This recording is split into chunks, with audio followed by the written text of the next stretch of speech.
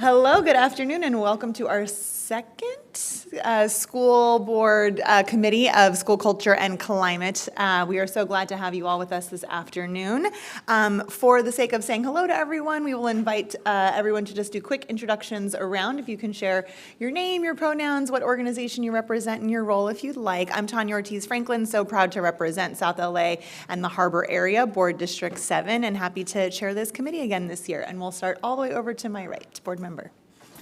Board Member Shirlette Hendy Newbill, and I get the opportunity to serve in Board District 1, and I see some of my people out there today. And it is a pleasure to be able to serve on this committee. So.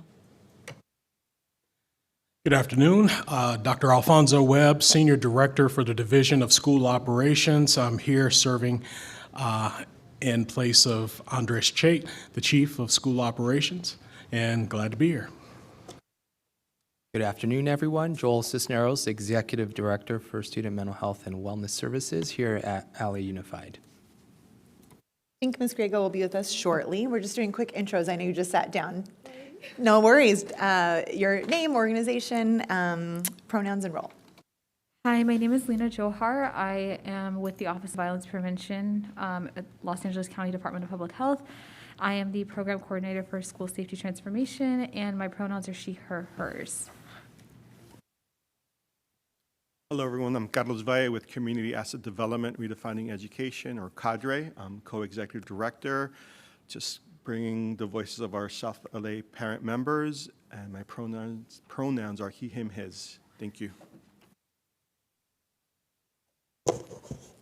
Hello, everybody. I'm Salvador Sanabria. I'm an executive director of El Rescate in partnership with the school board and public schools in Los Angeles to advise and counsel students and families on immigration law, and a member of this committee. Thank you all so much for being here and for dedicating your time outside of this committee to keeping our communities safe. I know you all play an important role in your day-to-day work and appreciate the chance to come and collaborate together. Today's agenda, we're going to open with a presentation from School Operations and LA School Police to share some data, as this committee does like to be data-driven in our recommendations and our considerations. So we'll invite you to make your way down. And then afterwards, we'll turn to a presentation from School Mental Health, as well as 2 school sites we're really excited to hear from. Always appreciate stories from our school staff members and community members. Again, so we can really concretize what's going on at the big district as it relates to students, staff, and families on the ground. So we'll have Operations and School Police present all of their information together, then open it up for comments and questions from the committee. Then we'll go to the second presentation and do the same. And so with that, Dr. Webb. Thank you very much. And let's see, I'm waiting for, here we go. All right, thank you all. Today's goal is to provide a clear picture of our district's physical safety data and the climate by reviewing key data trends in 4 critical areas. We're looking at fighting and physical aggression, illegal or controlled substances, threats and intimidation, and weapons-related incidents. And this data helps us to understand not only the frequency of incidents, but also the underlying patterns that can guide our prevention and intervention efforts. Now, some may ask why this data matters. The physical safety is our foundation to student learning. If students and staff feel secure, engagement, attendance, and academic achievement improves. By looking at this data honestly, we can identify strengths, pinpoint areas of concern, and be proactive rather than reactive. So the district data that we're looking at comes from our ISTAR data, which are incidents that have been reported. With regards to fighting and physical aggression, we'll examine trends in student altercations, aggressive behavior, illegal and controlled substances. This includes possession or use of substances such as vaping products, alcohol, or illicit drugs. And threats and intimidations, we'll review the reported threats, whether verbal, written, or digital, and assess their impact on student and staff safety perceptions. And then weapons-related incidents. This category includes any possession or use of objects classified as weapons under district policy. Now, on this particular slide, you'll see the trend over the past 3 years. This is year-to-date data. This data provides an update with regards to incidents that are occurring on campus and involving students, either as a witness or as a victim. By looking at this, you'll see the trend from 2023, from July 1st through 11/6, and it's the same. We're comparing apples to apples here. We saw that the trend increased in the 2024 school year, and it decreased significantly across all areas for this school year. With regards to the year-to-date information, the total counts are listed. We are looking at last year compared to this year. The 2024 year shows a 720 incidents reported decrease in fighting or physical aggression. We see a decrease of illegal or controlled substances by 261, threats decreased by 442, and weapons that were reported decreased by 104.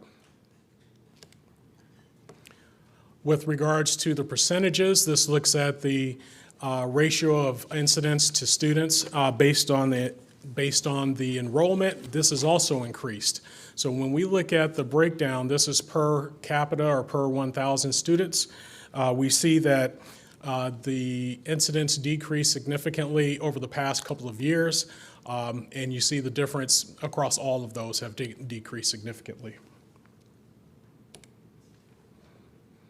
And this shows the year-to-date, another update with regards to the per capita of 1,000 per 1,000 students. During the last school year, we had a little over 436,000 students as of norm. And then this year, for this year, we had 400,000 students. And the breakdown shows the percent change. So if we're thinking about the per capita rate of 5.74 students engaged in a physical or aggression or a fight per 1,000 students, it decreased to 4.46, and following with those remaining data points as well. So illegal or controlled substances decreased by roughly 30%. We see threats decrease by 21%, and weapons decrease by 23.6%. Based on what's reported in ISTAR. District-wide, you'll see the breakdown in terms of board districts, and there's no significant changes between the board districts. We did see the decrease across overall, and we saw a decrease in BD1, BD3, BD5, and BD6. And this is comparing the past 2 years of data that we have reported.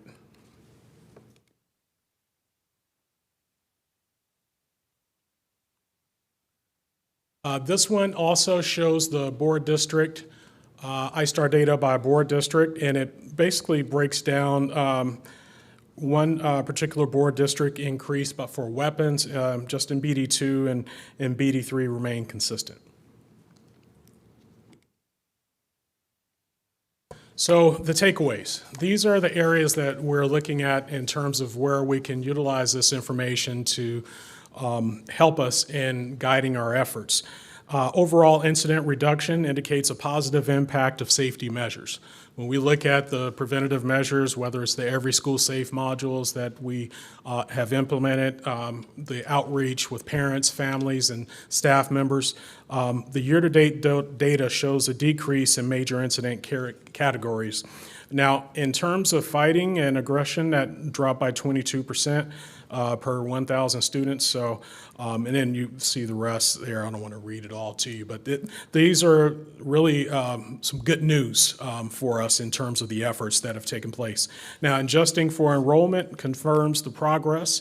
So we know that our enrollment has decreased this year, but with regards to this change, we are still seeing that change, that decrease in our overall reporting. And that is it on my portion.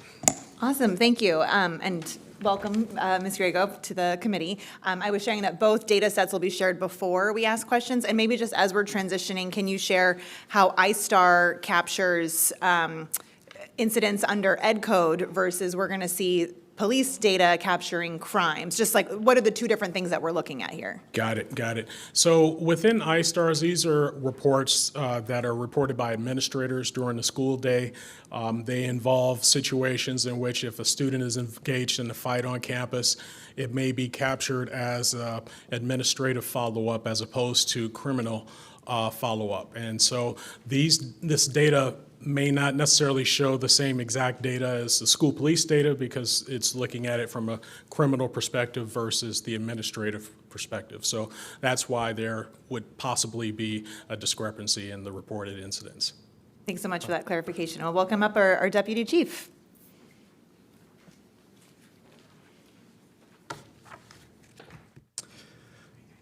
Okay, so what crime data generally is police reports taken, which reflect the crimes that were reported by victims or school staff. We have 17 slides. Don't panic, I'll move through them fairly quickly. The first 5 slides are from the first 4 months of the last 3 years, this year, last year, and the year before that. So, and cover the 5 major crimes against persons. So the first one being assault with a deadly weapon. And if you look to the right on this slide, you'll see that the first 4 months of this year, ADWs are significantly down from previous 2 years. And with a in all board districts, with a very, very slight increase in Board District 6, but it's only 1 incident. Next is battery. Significantly down from last year, slightly down from 2 years ago. And, excuse me, and that continues a trend that Dr. Webb pointed out of a decrease in serious incidents and crimes. Child annoyance, it is up this year from last year, consistent with 2 years ago, just at 11 so far, and the biggest increase being in Board District 5 from 0 to 4.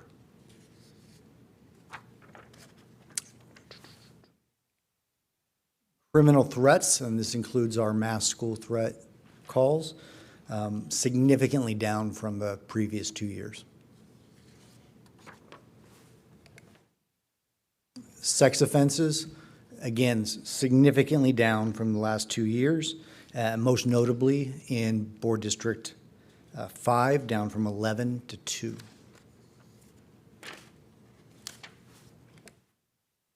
Changing our parameters, the next 6 slides cover a comparison of last full school year versus the previous year, 23-24 versus 24-25. And looking at the far right, our assaults with deadly weapons are down 14% from the previous year, except in all board districts except for BD5 and which is from 8 to 18, I believe. Put my glasses on here.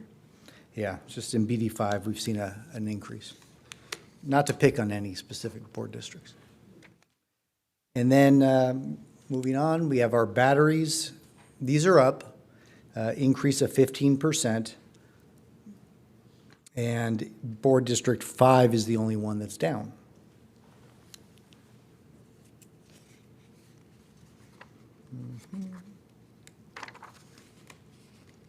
Next is criminal threats, significantly down, and it's 40%, and not necessarily remarkable on any one specific board district, but fortunately all significantly down. Child annoyance, we're slightly up this year, 19%, but from 22 to 27. So fortunately for a district our size, it's not a tremendous number, but everyone is disturbing, but we're up 19%. And the biggest increases are in Board District 5 and 6. Finally, for some reason not included in the previous time frame, robberies, very consistent. It's pretty much neutral last year versus the year before.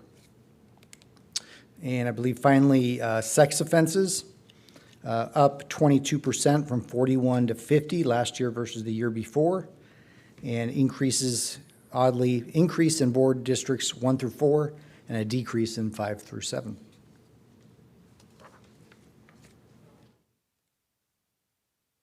This is a recap of our arrests, juveniles versus adults. In total, 310 versus 288 last year. Our arrests total are down 7%. Juvenile arrests, 210 to 211, so that remained pretty static. And last year, we had a decrease of 23% in arresting adults from 100 to 77. The diversion program, which is a tremendous opportunity, it's when juvenile students commit crimes, but we're able to move those cases from courts to other supports. So it's fantastic to get our students the supports they need. We are slightly up. We were slightly up last year, 7% increase, and no significant differences between the board districts.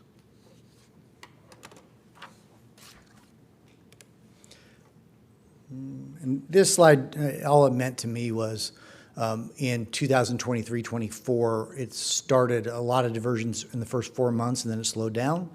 And then in 24-25, it started a little slower, and then it actually picked up as the months went by.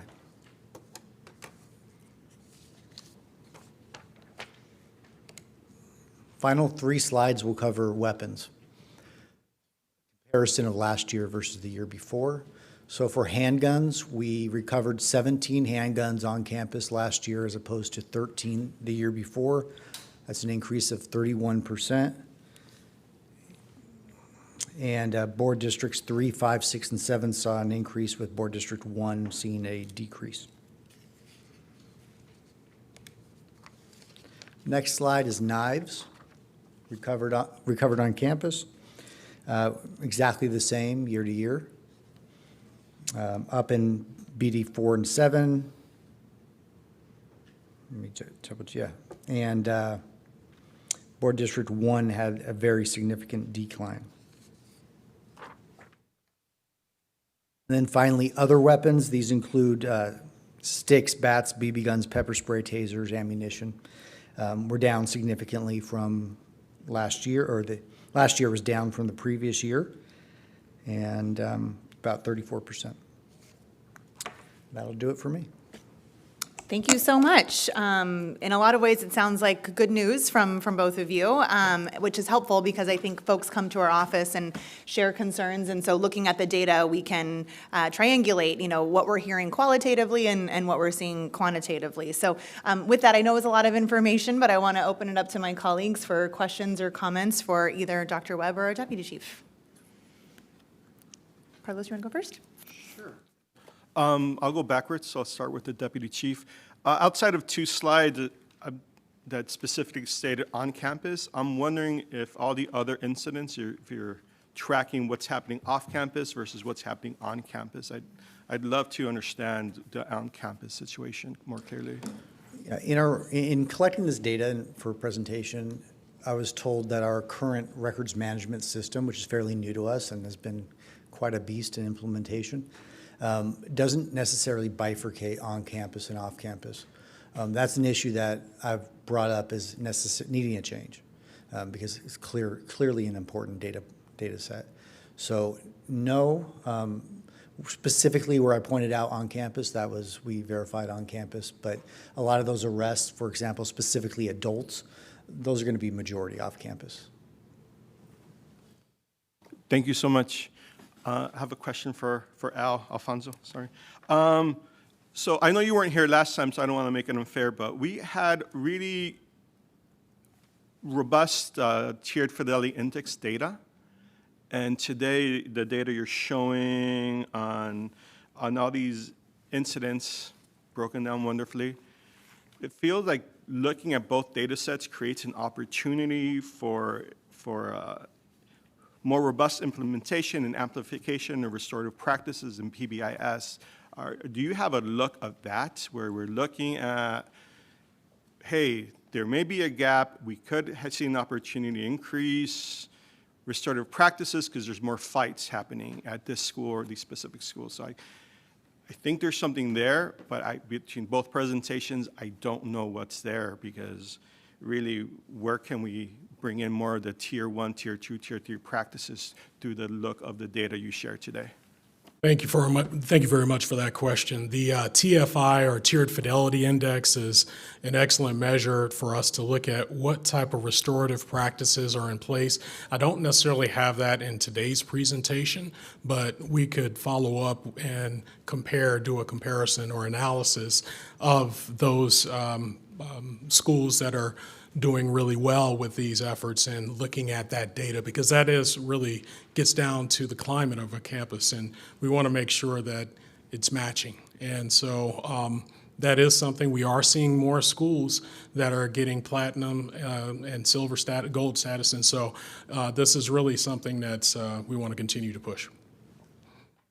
Just a follow-up. I know why you're presenting by board district. I'm really curious at looking at the data through local districts. I think also that's creating that opportunity of like, how can we increase intervention programs? And I just haven't seen it recently. We can do it by regions. We switched over to regions about 4 years ago, and so we can definitely break it down by region as well. Okay.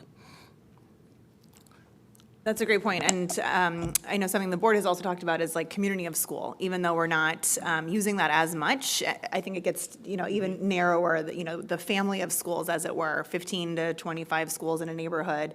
What does their PBIS look like? What do their school incidents look like? The crime data look like? And then how is the district wrapping services around schools with greater challengers versus schools that maybe don't need as many services, particularly during our time of potential budget reductions? How are we allocating our resources as strategically as possible? I really appreciate the comments. Other questions, comments from my teammates? Yep, Ms. Griego. Hi. Thank you so much for your presentation. So I think this is for you, Dr. Webb, right? Okay. Okay, all right. So it looks like BD5, I'm very proud to see this, has the most significant drop in fighting that has been reported in 25 from year to year. Can you name some specific interventions that you think might have worked to support this?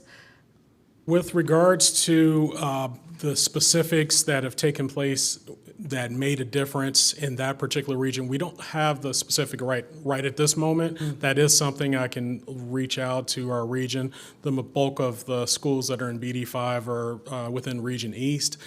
We know that there's a lot of efforts, a lot of parent engagement efforts, parent engagement throughout the district, but I know that there's a robust system that takes place within those schools, within that region. So, but I could find out from Region East in terms of the specific. And West. of it. My West, board okay. covers West West, and East. West. And then I guess if you can also find out what are some of the strategies for the other areas too, like the reduction of illegal controlled substance use, reducing threats, reducing weapons that were confiscated or brought to school, or any of that information. I'm curious to know the details of the strategies. In my district, I know we have a couple of partnerships with the city of LA to provide safe passage programs and some community-based safety inside the school. So I'd love to see if the areas where the schools that are receiving these supports, what that looks like there, if the data shows anything. And a lot of times it's having someone for a student to confide in. So a lot of times our community-based safety programs that are in place at schools, whether it's our safe passages or if it's our programs with GRID coming in to support our students, that may be the preventative measures as well as intervention, or some of our, now we've established this MOU with the county to provide supports in those neighborhoods that weren't necessarily supported in the past. Exactly. And in regards to any ICE, as you know, we know ICE has, in fact, I just heard one of the parents in one of my districts was on his way to an IEP meeting and he was picked up by ICE and, he was gone. So this is still a very much real concern for our families. And I'm wondering about the protocols related to ICE in light of the incidents, when there is clear ICE and police activity right in front of the school.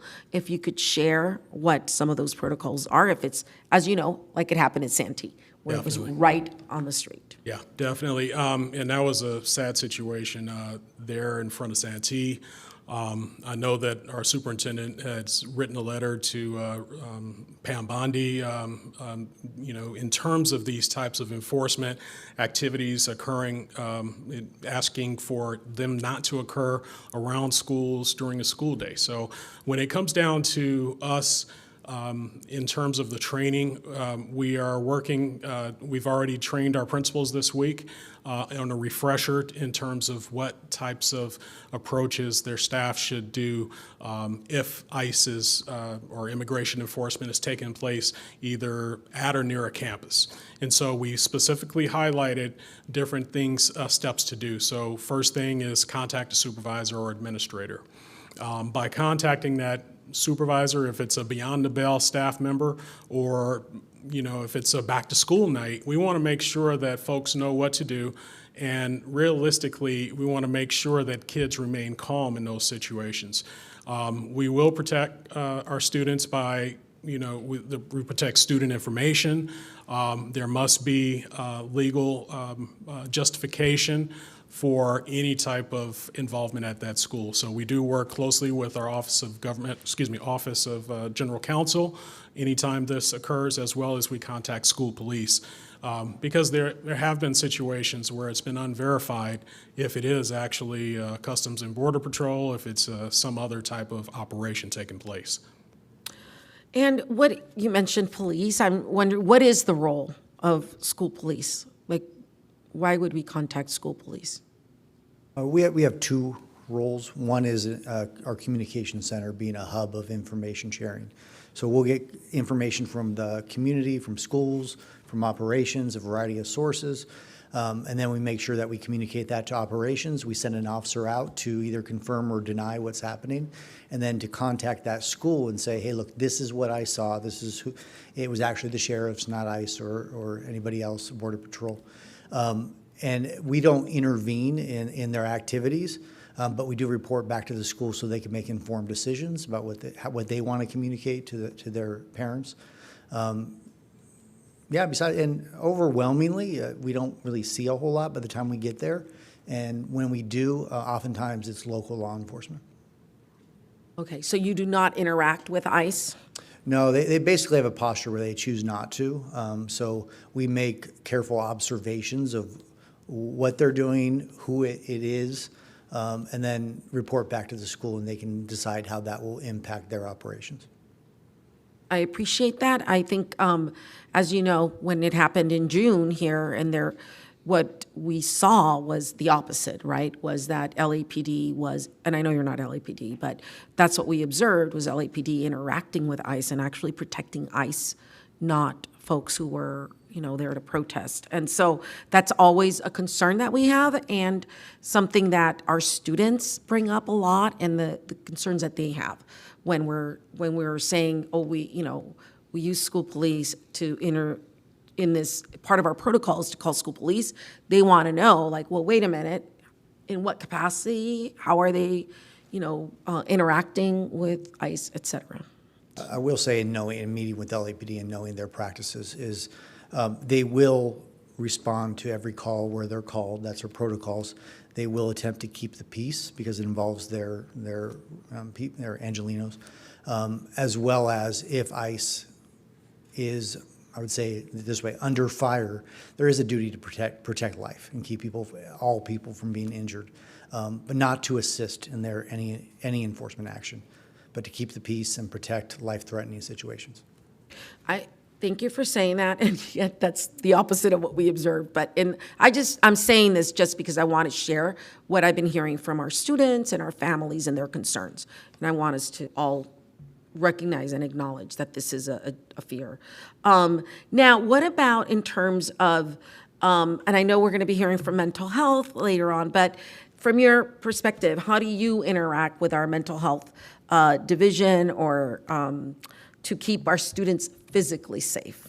Thank you. What is the connection there? Thank you. Anytime there's a reporting of ICE in the community, part of our protocols is to enact the school site crisis team if necessary.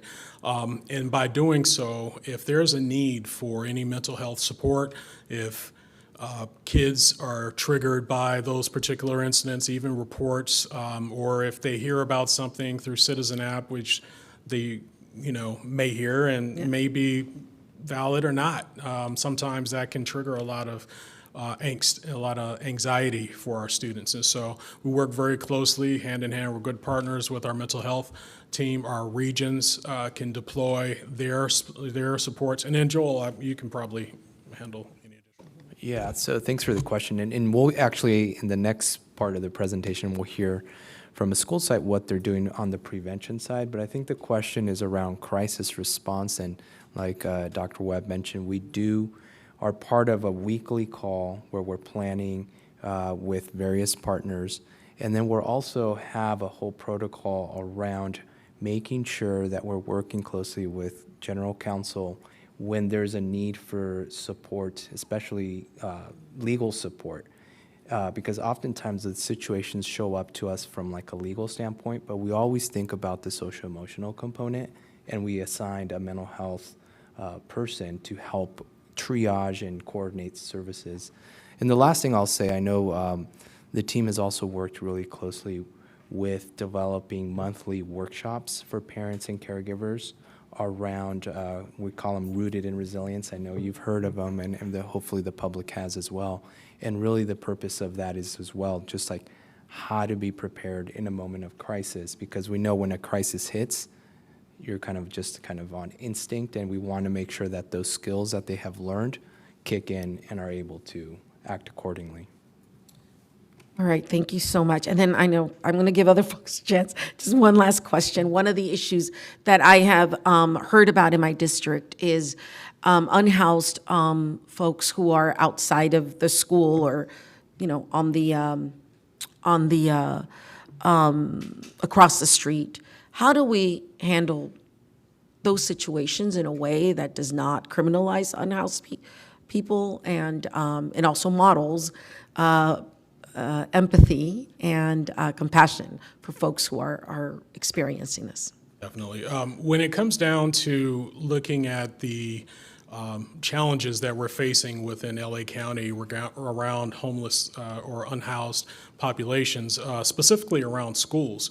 Within the city, there's the municipal code 4411, and in that, any unhoused, any encampment that's within 500 feet of the school is not allowed. And so when there's a situation that occurs where our ops coordinators, they go out each month, they do a survey of all of their schools, and they denote in our system if there's a homeless encampment, if there's an RV, if there are RVs, how many RVs, and we've put the specific location. On top of that, a My LA 311 call is reported and iStar is generated. So we have a good, clear picture of what's taking place at a particular campus. And so we work very closely with the Office of Government Relations to submit this information so that as a collective whole, we're able to state that in this city council district or this council district, we're having these issues. One of the things that we're looking at are chronic encampments, and so meaning that if they're occurring and on a list occasion, and they continue to remain on this homeless encampment list, and so we are putting extra effort around that. And what the city does is they work with LASA to have folks to go out and speak with the folks that are there in the encampments to try to get them into housing. And so it's more about those supports to get them into get them into sheltered locations. But the challenge is the availability. So that's one of the things that is really needed within the city. Within the county, they have a similar approach. It's not quite at the same level, but we still work with our county partners as well. Thank you. I thought that was done, but I have one last question. What is child annoyance? I'm annoyed by that title. To keep it clean, it's when someone pulls up next to a child on their way to and from school, makes lewd comments or does some things that are inappropriate and violate the law. Anytime when someone puts a child in fear and at risk, but whether it be a sexual predator or anything else similar along those lines. Okay, I thought it was children being annoying. I was like, wait a minute. Thank you so much. Glad you asked for that clarification. Other questions, comments from my peers? Yep. Before heading move on. Thank you for the opportunity here. You mentioned iStar. So iStar, can you just be a little more clear? How is it generated? What is inputted in iStar? What wouldn't be inputted in iStar? What flags for an iStar report? Got it. Thank you. For iStars, it's it's an online system that administrators are able to input incidents, significant incidents that are occurring either on campus or on their way. If a kid is robbed on the way to school, we insert and the kid refers or comes to the office and say, hey, someone just took my gold chain. Then the administrator will submit an iStar. And then that iStar captures when the incident took place, cross streets of where it took place, any other detail, if there's a background in terms of the suspect that in this particular case, in that particular example. But these are confidential reports. And then updates can be provided into those iStars as well. So it gives us a snapshot of what took place. And it's also something that can be used on multiple levels, whether it's for, it's something that captures the incident in a way that it gets all the details. Is there a time frame in which an iStar should be reported or updated or uploaded? It should be at as soon as possible, not immediately, but more so within reason. So if there's a lunch supervision taking place, you want to handle your lunch supervision and then come back and make sure you take care of the iStar. But if there are situations and when there's criminal activity, that's when LASPD is notified, and they also notify operations. And from school operations, our team provides the support to the principals as guidance to say, oh, did you do this? Did you think of this? How about your prevention measures? How about on your TFI? You stated this, let's look at more preventative measures to make sure that the kid is no longer in this situation. So one of the things that's taking place right now, we know that it's the holidays.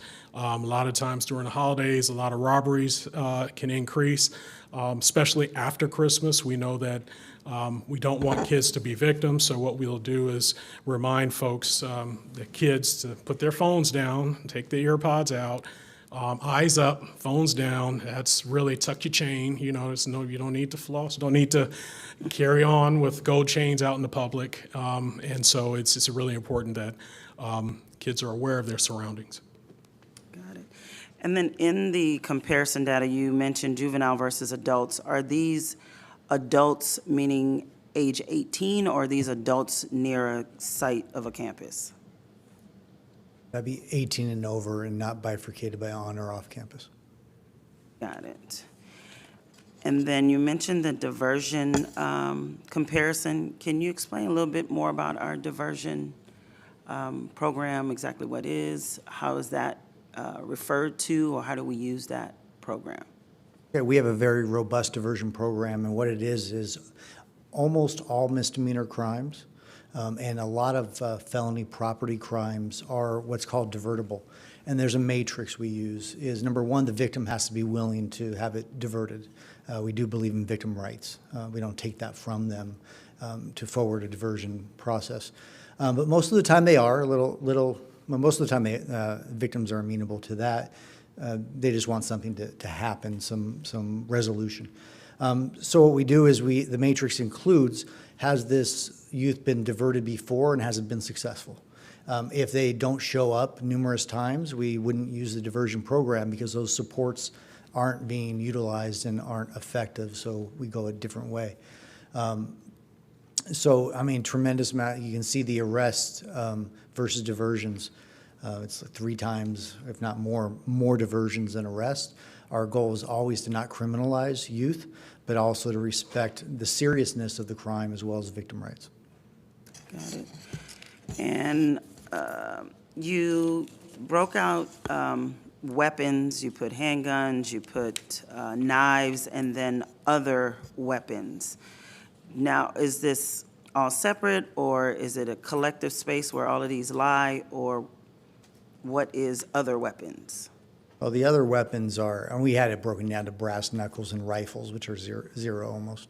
But just for the sake of sharing the data, the others include bats, tasers, pepper spray, essentially anything that can be used or is used as a weapon. So if you pick up a phone and hit someone, that would be classified in that sense as the weapon used. It's a catch-all. It's the other of weapons. And then you mentioned robberies, and I know you alluded to robberies of our students as victims. Now, is the campus being robbed also included in this, in stats of robberies? When you say campus being robbed, So theft, Okay, is so that different from yeah, robbery, just or?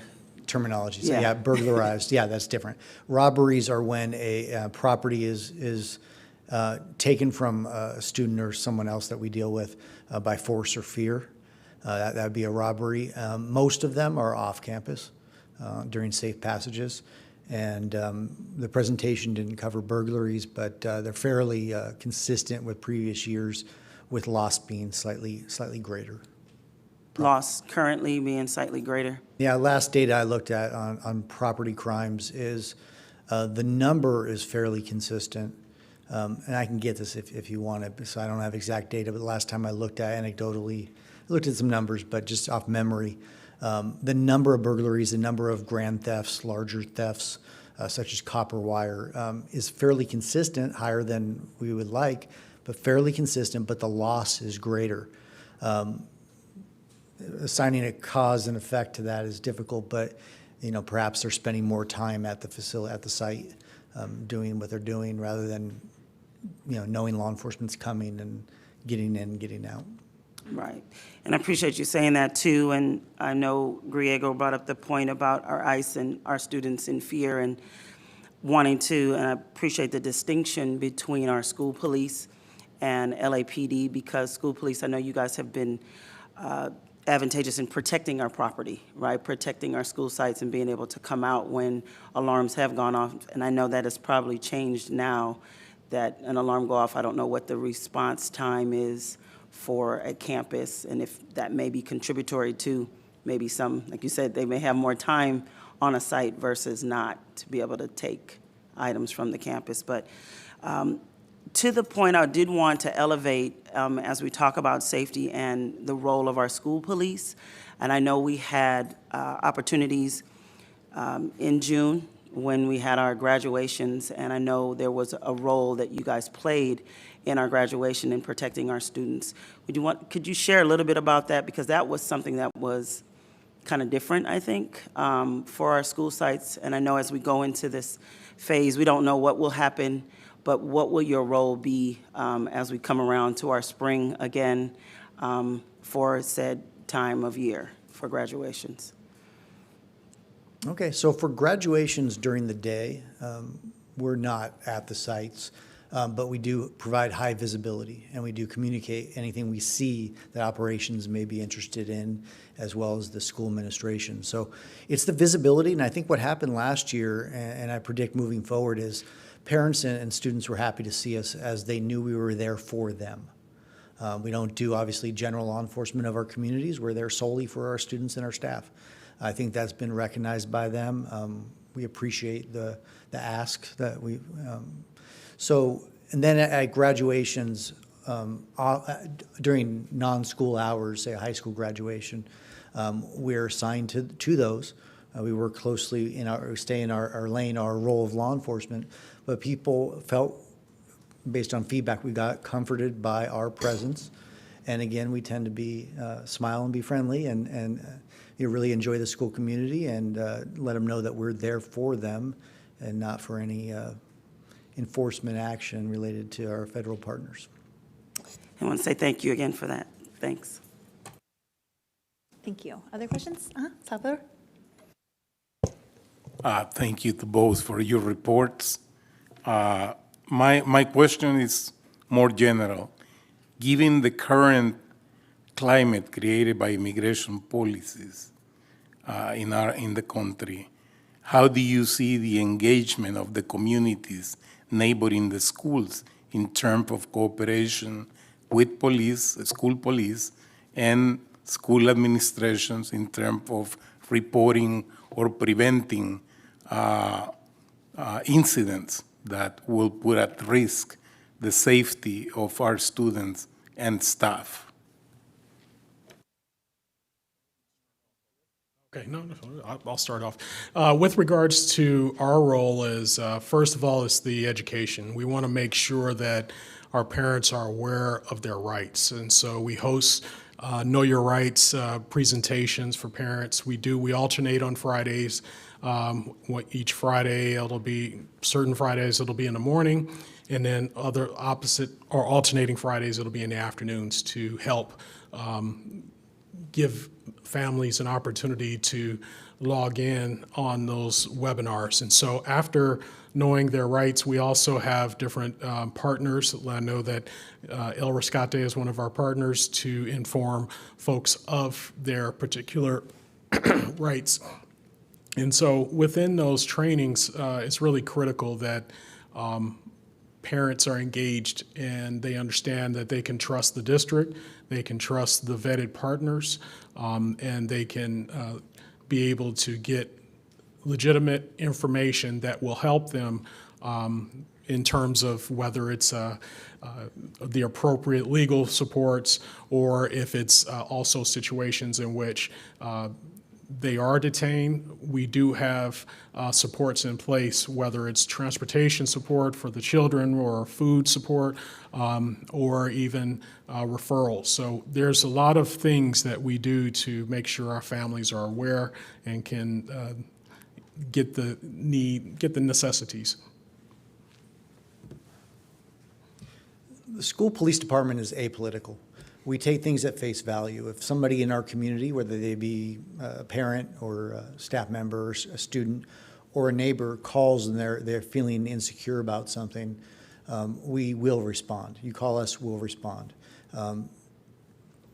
Whatever we see, we'll report back to operations and the school principal, and then they'll take whatever actions they want to take. But we have a role to play, and that is whenever our community, our school community, or our calls on us, we will be there. So we're a partner in the goals of the district. And also, one last thing just to add on there, we also send out Blackboard Connect messages, so messages to the school communities. So if one school community is reporting that a parent has come in and said, we've spotted immigration enforcement at a particular block, we recognize that if there's a radius that this might be impacting other schools, we also support those other schools with the communications as well. Thank you. Lena? Hi, thank you guys both for your presentations. Dr. Webb, I have a question from the data perspective. I know you mentioned that there's a significant decrease on various of the measures, so I'm wondering what's classified specifically as a significant decrease, just to make sure I'm understanding.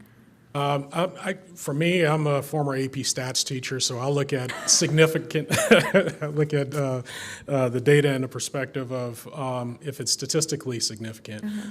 So when we look at changes of, let's say, fighting or aggression, physical aggression, decreasing by 22%, or controlled substances by 30%, threats by 21%, weapons, anything. It depends on the actual data count, but anything that's roughly over 8% could be statistically significant. Awesome, thank you so much. Sure, no problem. And then I have two follow-up questions for you. One of them with the thank you for clarifying the efforts through the diversion program. One question that I have is what I heard was that when youth will not be diverted if they haven't accessed the resources or haven't like shown up for the various, I guess, services that are provided through that. So I'm wondering how much, I guess, questioning or trying to understand what the youth, like what's preventing the youth from actually, I guess, participating or accessing those resources is done before deciding that they can no longer participate in a diversion program. I think anytime we contact a juvenile, there's a discussion, not about the crime, because they have rights not to talk about whatever they're being questioned on. And we always partner, we're not there alone, we partner with school staff and discussing the individual situation. I do want to clarify that if we decide not to divert the juvenile justice system as it is right now, the next step we'll try to divert, the next step after that we'll try to divert, and the next step after that we'll try to divert. Speaking honestly, the juvenile justice system almost does not exist unless it's a serious, serious felony. Everybody's trying to divert, and that's exceptional if it works. So we actually met with the DA on that specific subject last week and brought some questions to him that hopefully we can get some answers to.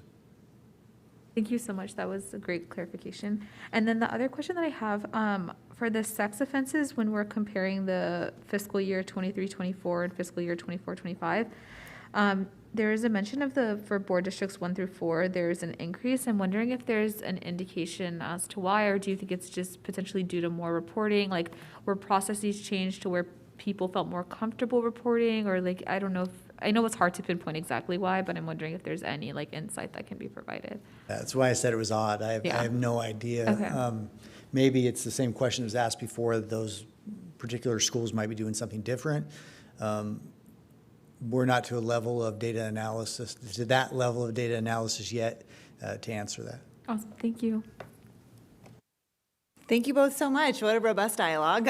There's a couple of questions that came up from the committee that we will send to you all for follow-up to share back out. But I think rooting any recommendations this committee comes up with in this data, I think will be helpful going forward. Carlos, go ahead, one more. Apologies, I have one more question for Dr. Webb. I don't want to misquote you, but I think at the beginning you described ISTAR as data for administrative follow-up and the deputy chief's data more through a criminalizing perspective. I think there's an opportunity in the data the deputy chief presented. When it comes to all versions of on-campus weapons, is there any work being done to get a better understanding of why the student who brought a weapon is feeling unsafe or unprotective? I feel like there's an opportunity for intervention and support there. Yeah, there's always that opportunity. We encourage administrators to work with students. Sometimes a kid may have been robbed on the way to school, or there's a particular home that's a nuisance property where it may be gang members, and we want to make sure that kids are not bringing weapons to school for those reasons or for any reasons at all. We want to make sure that they can be safe walking to and from campus. But yes, we do encourage our staff to follow up. Sometimes there are situations in which by state ed code, we cannot it's mandatory recommendation for an expulsion if it's a firearm on campus. And so at that point, the additional discussion would take place on other levels through the expulsion hearings. But yeah, there are different things that we want to make sure our administrators are following up to see what are the reasons why.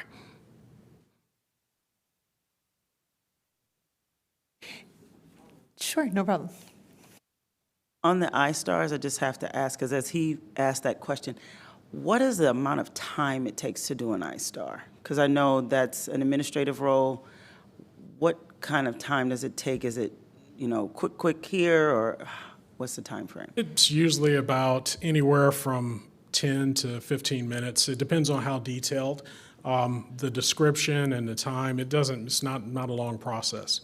Just depends on how many you may have in a day. Exactly. Okay. And then we also have encouraged our staff members to document things in iStar. So we would expect for there to still be a high number of iStars, but we see that the reported incidents have decreased significantly this year.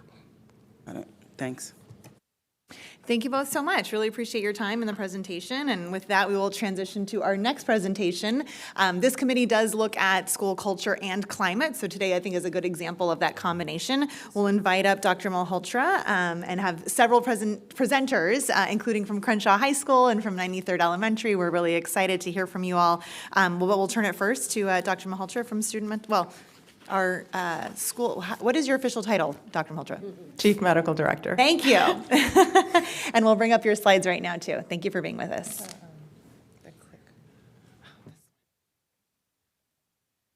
Okay.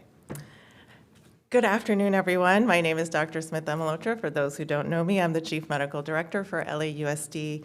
And I'm so grateful that we're here today because what we're talking about today is the foundation of everything we want for our students: safety, connection, and the ability to thrive. This presentation highlights our mental health and wellness initiatives, but even more importantly, it highlights the people who bring that process to life, our psychiatric social workers. They are the heart of our system. They are the ones building the relationships that make all other interventions possible.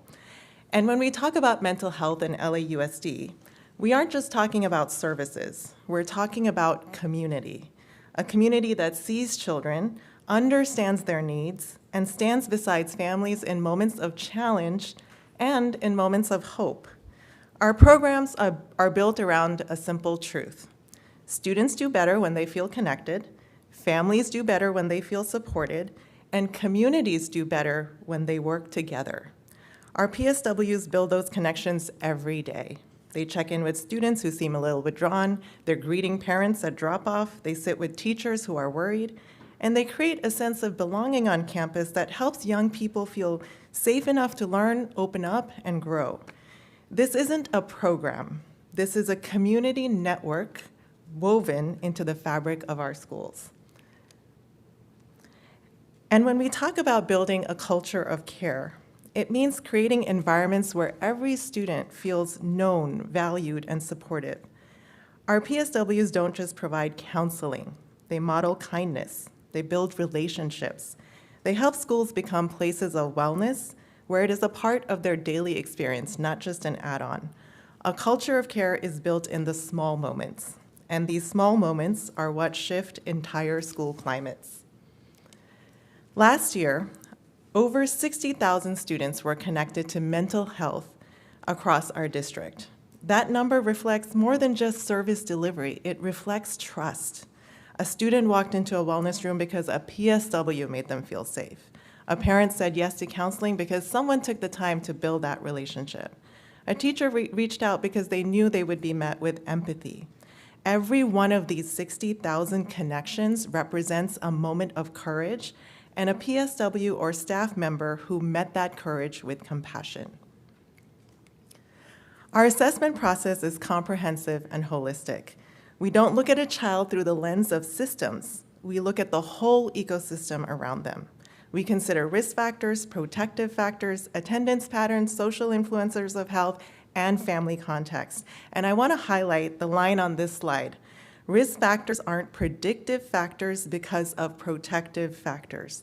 Children are not defined by the challenges they've experienced. They are shaped by the support they receive. And very often, that protective factor, backed by research, is a relationship with a consistent, reliable, and nurturing adult. And oftentimes, that adult is not always in the home. That adult is in the school. And many times, it's that psychiatric social worker who shows up with consistency, empathy, and cultural humility. Our PSWs build communities in ways that go far beyond what you would traditionally think of mental health services. They lead parent workshops that help families feel empowered and connected. They provide individual and group counseling that helps students build coping skills and resilience. They organize school-wide mental health campaigns that normalize talking about big feelings. And they lead initiatives that honor the cultural identities of our students and make our families feel seen. These efforts strengthen entire school communities. And when family engagement increases, belonging increases. And when belonging increases, wellness increases. And when wellness increases, academic success follows. Our Joy and Wellness Service delivery plan uses a multi-tiered approach to ensure every student gets the right level of care, from universal supports to specialized interventions. But structure alone doesn't make change. People do. Our PSWs take this framework and ground it in relationship-based work. They bring warmth, cultural responsiveness, and deep clinical skill to every interaction. They ensure that wellness is intentional, coordinated, and woven into daily school life. This is what makes multi-tiered support work: consistent, compassionate adults anchoring every tier. We also know that today's youth are navigating unprecedented challenges: anxiety, social pressures, community violence, immigration fears, loss, and trauma are a part of the landscape for many of our children. And so this data, as you can see, has some peaks and valleys. The peaks usually coincide with Suicide Awareness and Prevention Month, which occurs in September, and when our children are also beginning to build their relationship with their PSWs. And the valleys usually coincide to when school is off. But here's the good news. Connection buffers stress, community builds resilience, and support changes trajectories. And every single day, our PSWs are their buffer. In moments of crisis, they are there. In moments of healing, they are there. And in moments of growth, they are there. This is what community care looks like in action. Finally, I want to highlight that support is accessible in LAUSD in so many forms. Through our school-based PSWs, our clinics and wellness centers, our student and family wellness line, and our 60+ community partners. We also have mental telehealth services, which is an invaluable layer of access for families who may face transportation barriers, scheduling barriers, or simply just need support from home. Telehealth opens doors and meets families where they are. And every doorway is an invitation to connection. Every connection is an opportunity for healing. And together, these roles show us something powerful. Student wellness isn't one program. It's an interconnected system of care. And our PSWs and staff are the thread that holds that system together. So on that note, I would like to pass it to our PSWs and our staff who are on the front lines to present their initiatives. Yes. Good afternoon. Okay, yeah, we're going to start with Principal Brian from 93rd Street. So welcome. Yes, welcome. Thank you, thank you. Ingrid Bryan, the principal at 93rd, and I'm just going to go over our demographics. So we have 81% of our students are Latino, 12% are African American. We have 35% of our students are English learners. We have 18% of our students who are getting special ed services. And our school is 93% disadvantaged, right? So, and we're gonna switch over. This is just a quick description and we'll go over to our PSW. Mr. Smith. Hello, everybody. I'm the proud PSW of 93rd Street Elementary. Thank you for lending an ear to me today. I want to go over something that PSWs look at the beginning of every school year. Is the school experience survey from the previous year to inform our service delivery plan. So we look at the strengths and the needs of the school when we do this.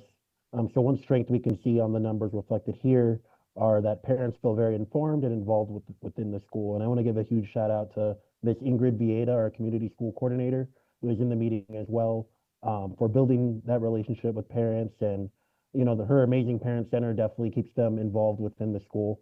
So huge shout out to her.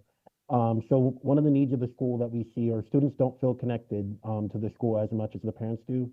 And they don't feel like they can trust any staff there, you know. So we can go to the next slide, please. Thank you. So based on this and based on something that Ms. Bryan pointed out my first year, last year, there needing to be education about separation anxiety for our parents.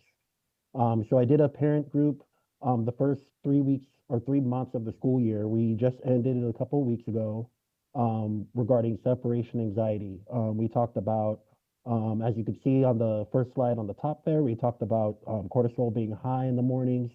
And that's why we see some of the tantrum behaviors that we see in our students, and also normalizing, they might feel a little stressed out in the morning as well, and that's all normal. But that's why I educate them about being, preparing the morning before and things like that to alleviate some of that stress. I also talk about acknowledging the child's feelings as well.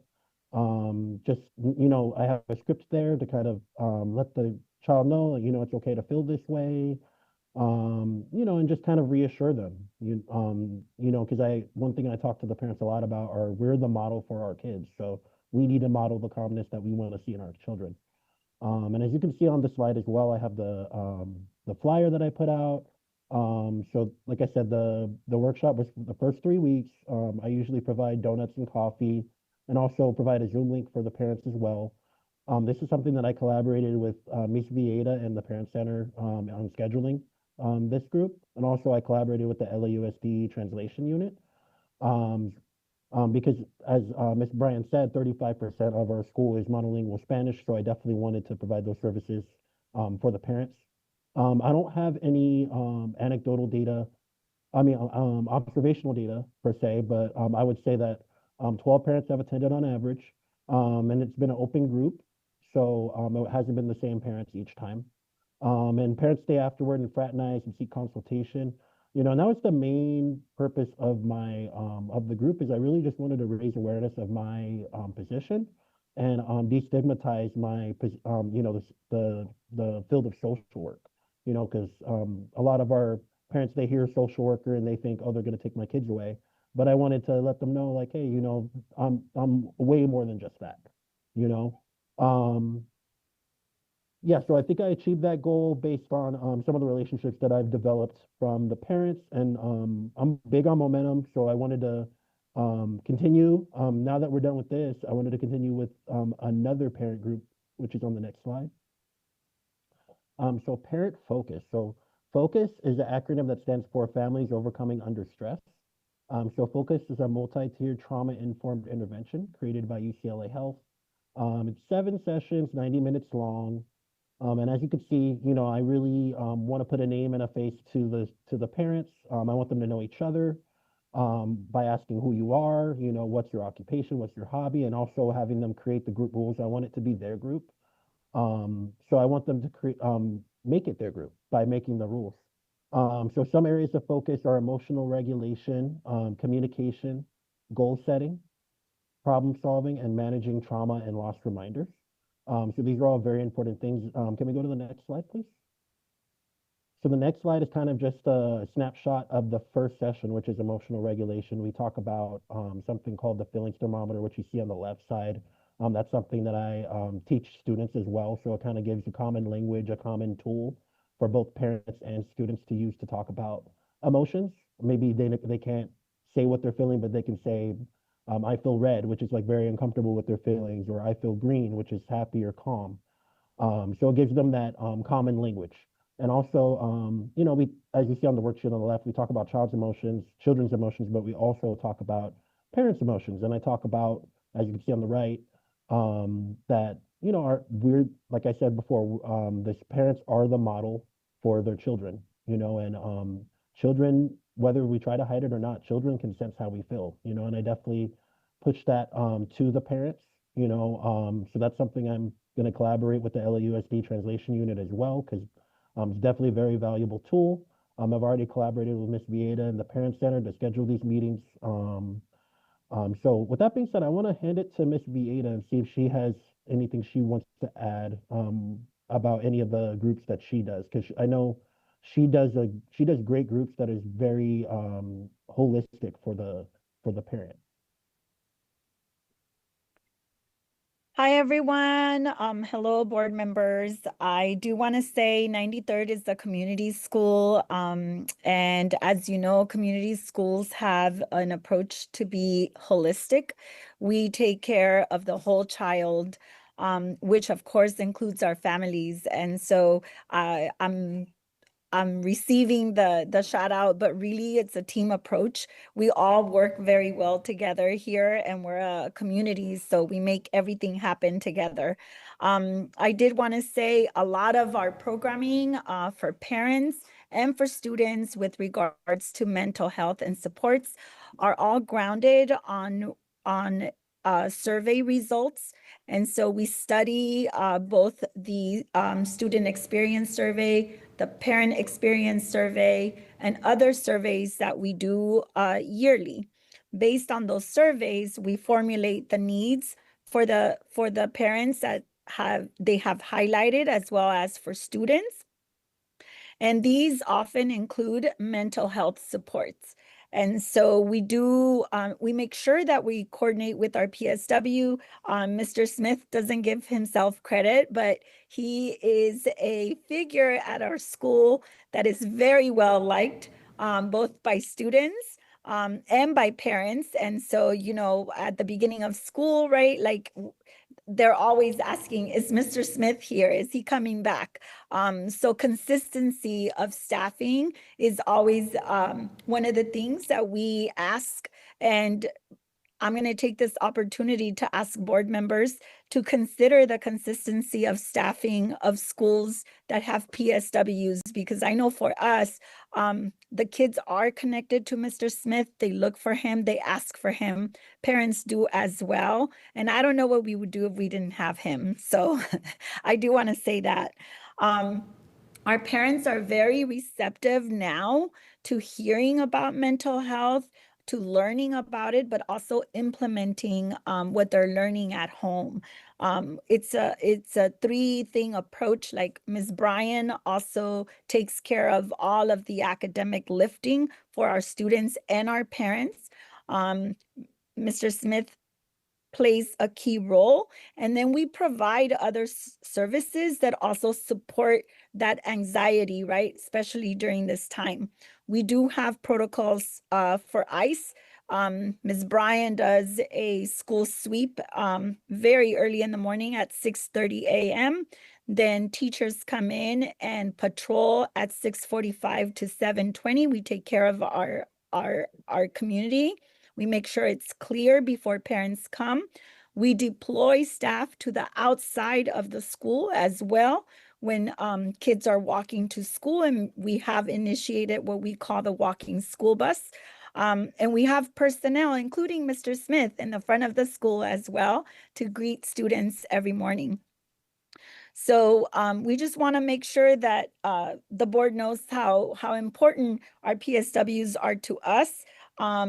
The multi-tiered approach that we have implemented at 93rd is giving us the gains that we need. You know, our SBA scores are rising. That means our kids are learning. They feel better at school and they're performing academically. And so now we are 6 years later, right? We're beginning to see how everything is coordinated together for the benefit of the kids. We do want to say the other workshops that we offer, we partner with Planned Parenthood, we partner with Kaiser and Optum, and we have a partner with Chicas Verdes, and we provide other mental health workshops to our parents where they're always learning a skill that is applicable for both themselves and their children at home. We have created spaces to benefit our students. And so we have calming corners in every classroom. We have a PBIS committee that meets once a month and is calendared. We have a calming room, and which is a space where therapies and sessions can happen with our PSW and our psychologists. And we also have a giving room, which is staffed with everything a child would need during the school day: shoes, pants, shirts, anything brand new, so that they don't have to interrupt their learning and they don't have to go home. So that's 93rd in a nutshell. I apologize that I don't have slides to show you, but you're all invited to visit us at any time. Thank you so much, Ms. Bieda. I'm going to hand it off to Principal Mudd of Crenshaw High.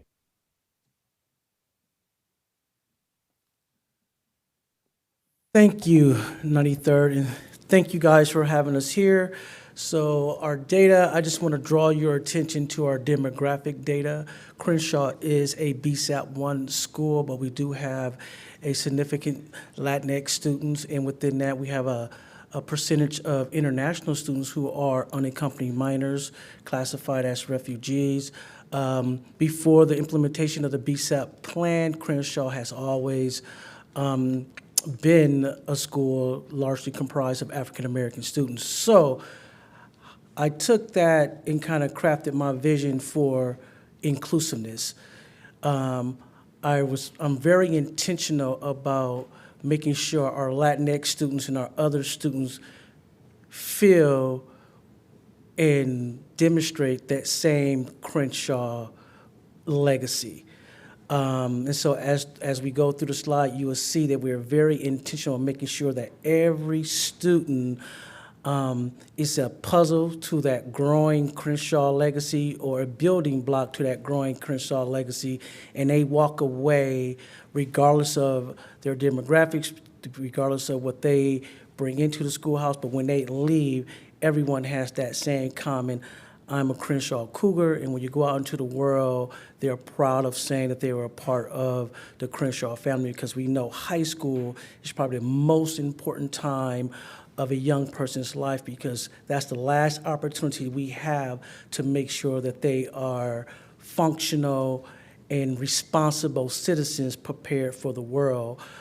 So it's my mission to make sure that every single student feels a part of and are contributors to the legacy of Crenshaw.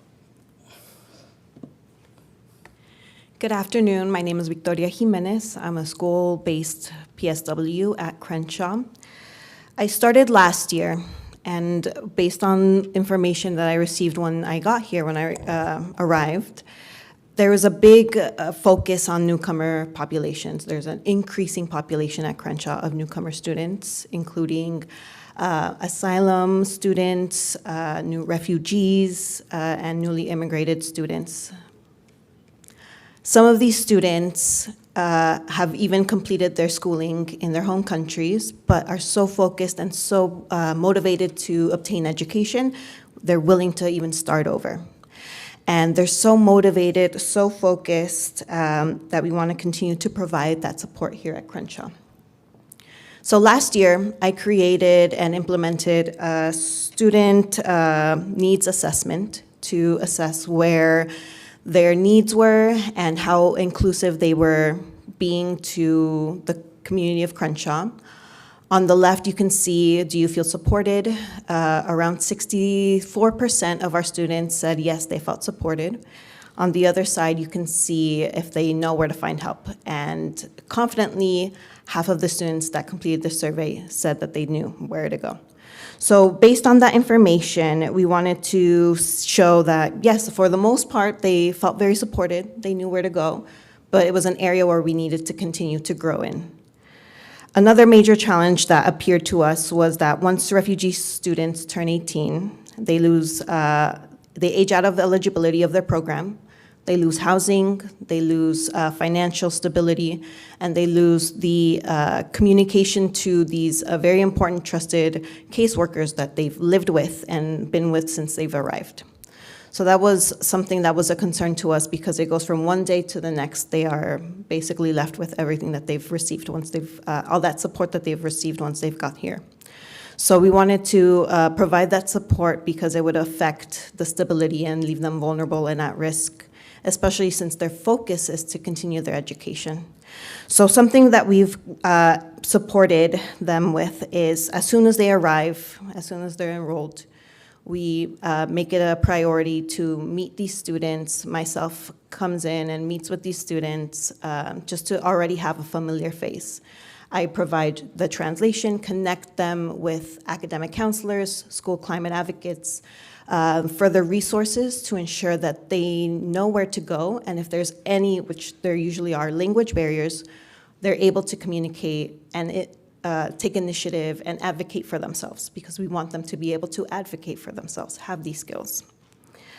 As well, I go into the newcomer class and I provide culturally responsive, evidence-based practice lessons on mental health, on emotional regulation, discussing stress and trauma, and problem solving.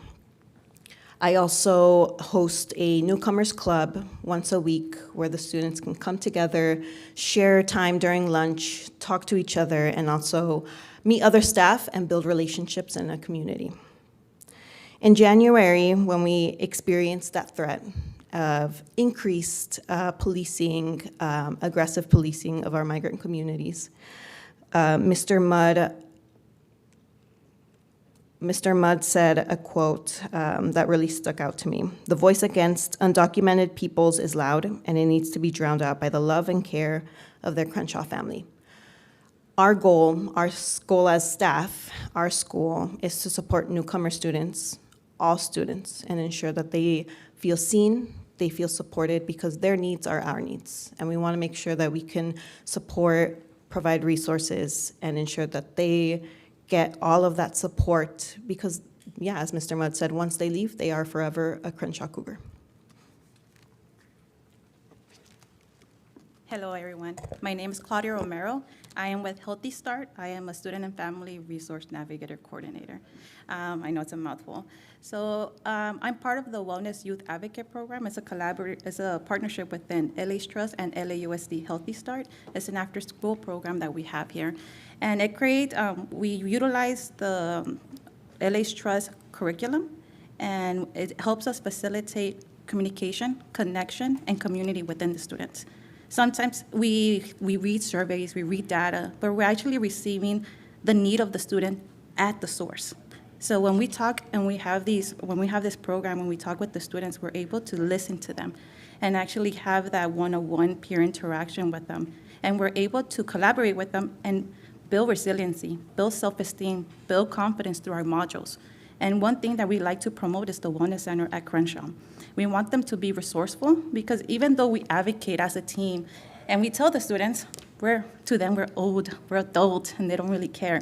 But when we teach our students, our peers, they start listening to their friends and say, "Do you know that the Wellness Center is not just for medical services, but they also have wellness programs? They also teach you about nutrition. They teach you about psycho education, everything." So then they become resourceful, and these students become resilient, and they start helping one another. And this is what we have at the Crenshaw High School. And we want to create community. We want them to feel safe, and we want them to start create that passion when they start advocating for one another. Because what happens when they go to high school? We don't want them to always come back to us, but we want them to be resourceful, because we already built that curiosity within them.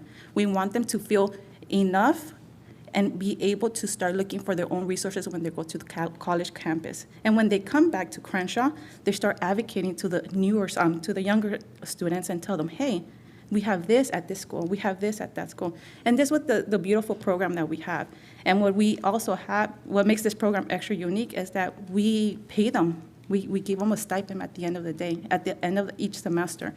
So that's a way to show them that we value their time, we value their support, we value their tabling events with us.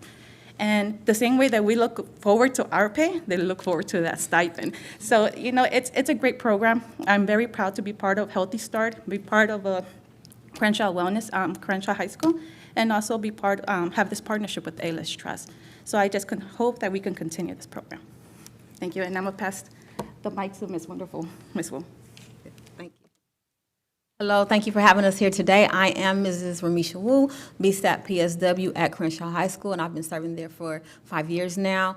I think that I want to start off by saying that Crenshaw is a heavy place. And when I came there, I wanted to break the stigma, our cultural stigma around mental health down, to make sure that our children understand how important it is that they are mentally healthy, and then trying to figure out how I would do that with over 500 kids, right? So I said, okay, I'll tackle it like this. We're going to start off with building some rapport, right? And around that rapport that I'm building with my students and my parents, I'm going to also throw a little respect in there, right? Because we got to put some respect on their name. And then we said, well, what is it all going to be without the trust? So when I look at it and I put it all together, I said, how do I get my parents that were taught mental health isn't real, right?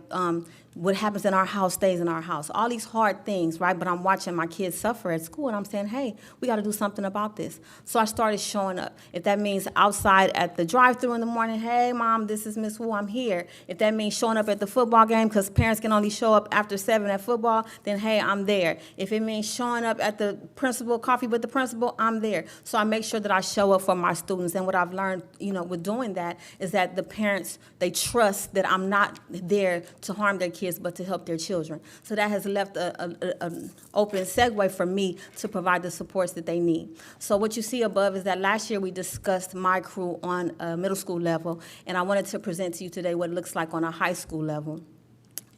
We go over, the students are a part of My Crew. My Crew is a mental health and wellness club on our campus, and we promote resilience, and we empower our youth, right? And so we have this cool thing called the Mental Health Symposium. I don't know if you guys all heard of it yet, but it's a wonderful thing that we do, and we've been doing for the last 3 years. Crenshaw High School students, they pick a topic based around our school experience survey and the needs of our campus. We then just come together and decide what we want to work on for that particular year for our project. And it's a year-long project where we do research. They create their own brochure, they create a classroom presentation, and they also create a presentation for the outside boardwalk. And the reason why the kids do that, because they only had to choose one, but the reason why they chose to dive into all three is because they said, Ms. Wu, we want to make sure all the kids get to see what we have, right? It's a limited amount of space in the classroom. There's a limited amount of people that can walk up to the boardwalk, but if we cover all three spaces and we can still pass out our brochures and see the work that we've done and what it means, we can reach a lot more students. So last year, our topic was human trafficking. Because we are based in the inner city where we're surrounded by a lot of human trafficking, kids are coming up missing all the time. We have sex trafficking. We now have our newcomers coming in, and that labor trafficking. All these different things are happening. So our students dove into finding out the different types of human trafficking and how it's affecting our community. Hence, we put a brief video there for you guys to kind of see how that works. But what you see there is that we do a pre-survey. So our kids, we do a survey based on what the kids know before they start to do their research, how they plan to tackle it in their community, if they know how, if they don't know how, and then we start on our journey to teach them. We have student-led campaigns. These are student-led campaigns where the kids learn the information and they run campaigns on their campus to teach the other students. All students. And then what we do is that we'll go and present to our admin team to let them know what the kids have found. And then we do a post-survey with our children on our campus to see, did it work? Did they learn more about this topic? And do they feel comfortable sharing and introducing it to other people in their lives? And once we get all that together, we head off to our symposium, which is at East LA High School, where we service another 35 high schools. And they present to those kids and they teach them about what they learned. They're very proud, they're very confident, and they are very supportive of mental health and wellness.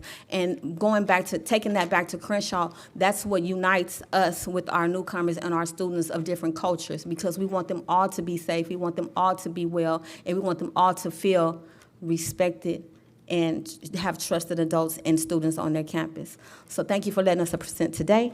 And I do appreciate it, and I just want you guys to know that it is a heavy load, and we take it very seriously, and mental health and wellness is so important within our division of mental health and wellness at LAUSD. And then I'm going to send it back to Mr. Mudd.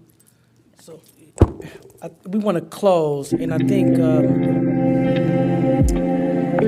what Dr. Mahatra said earlier. So this is a little video that kind of encapsulates building a community of trust. I see you laughing. Building a community of trust, because we know resiliency doesn't happen with students unless they're surrounded by loved ones. So this little video kind of like encapsulates that theme. So you're gonna laugh, but it's okay. Go ahead. So this is me. Yeah, you see it coming. Oh! So we capitalize on that. But that was the most important piece. We fall down, we get back up, but I was met by a student who still gave me congratulations. So we leverage that message to our students. You're gonna have setbacks in your life, but when you have setbacks around a community of people who love you It's easier to get up and finish the race. And so we want all of our students to have that type of grit. And that's a part of the Crenshaw legacy. We want every student who comes through the doors of Crenshaw to have that type of mentality going forward in life. Thank you for allowing us to present the wonderful things we're doing at Crenshaw to create a positive climate and culture for all of our students.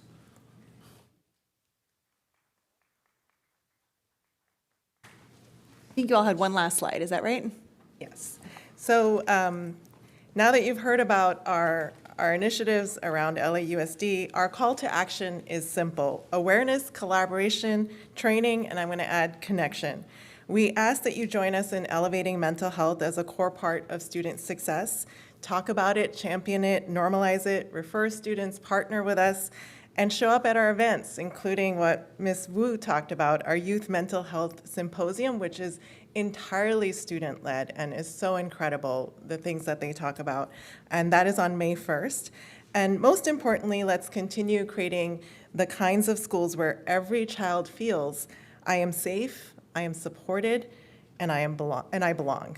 Because when a community comes together around its children, nothing is impossible. So thank you for allowing us to present.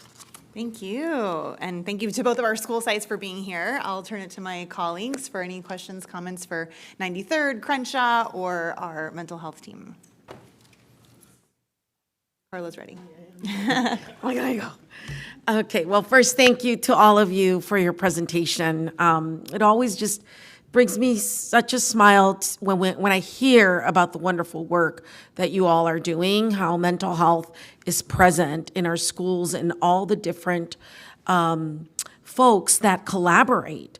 And then to also hear what Principal said at the end, that, you know, in order to trust, you have to have love, right? And even to have grit, you have to have love. And in all of this, you have to feel safe.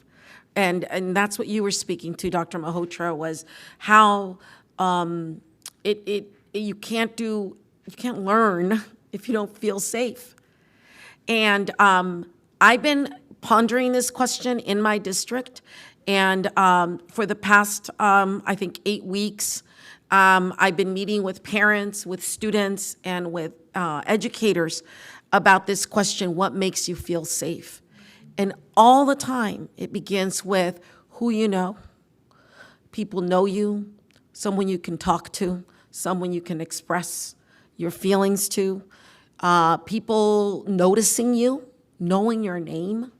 Parents say that. I want my child to be known. I want my child to feel safe. They feel safe when somebody knows them, and parents feel safe at a school when the school knows them as well. Consistency, you spoke to that, Dr. Malhotra, several times you mentioned that. And I agree with you, and that is what everybody speaks to, and yet it's the thing that is lacking. And I have to bring this, I have to uplift this in this moment of beauty and wonder and just appreciation. You know, I've been hearing it in our board. Several of our PSWs were removed from their positions and moved to another place.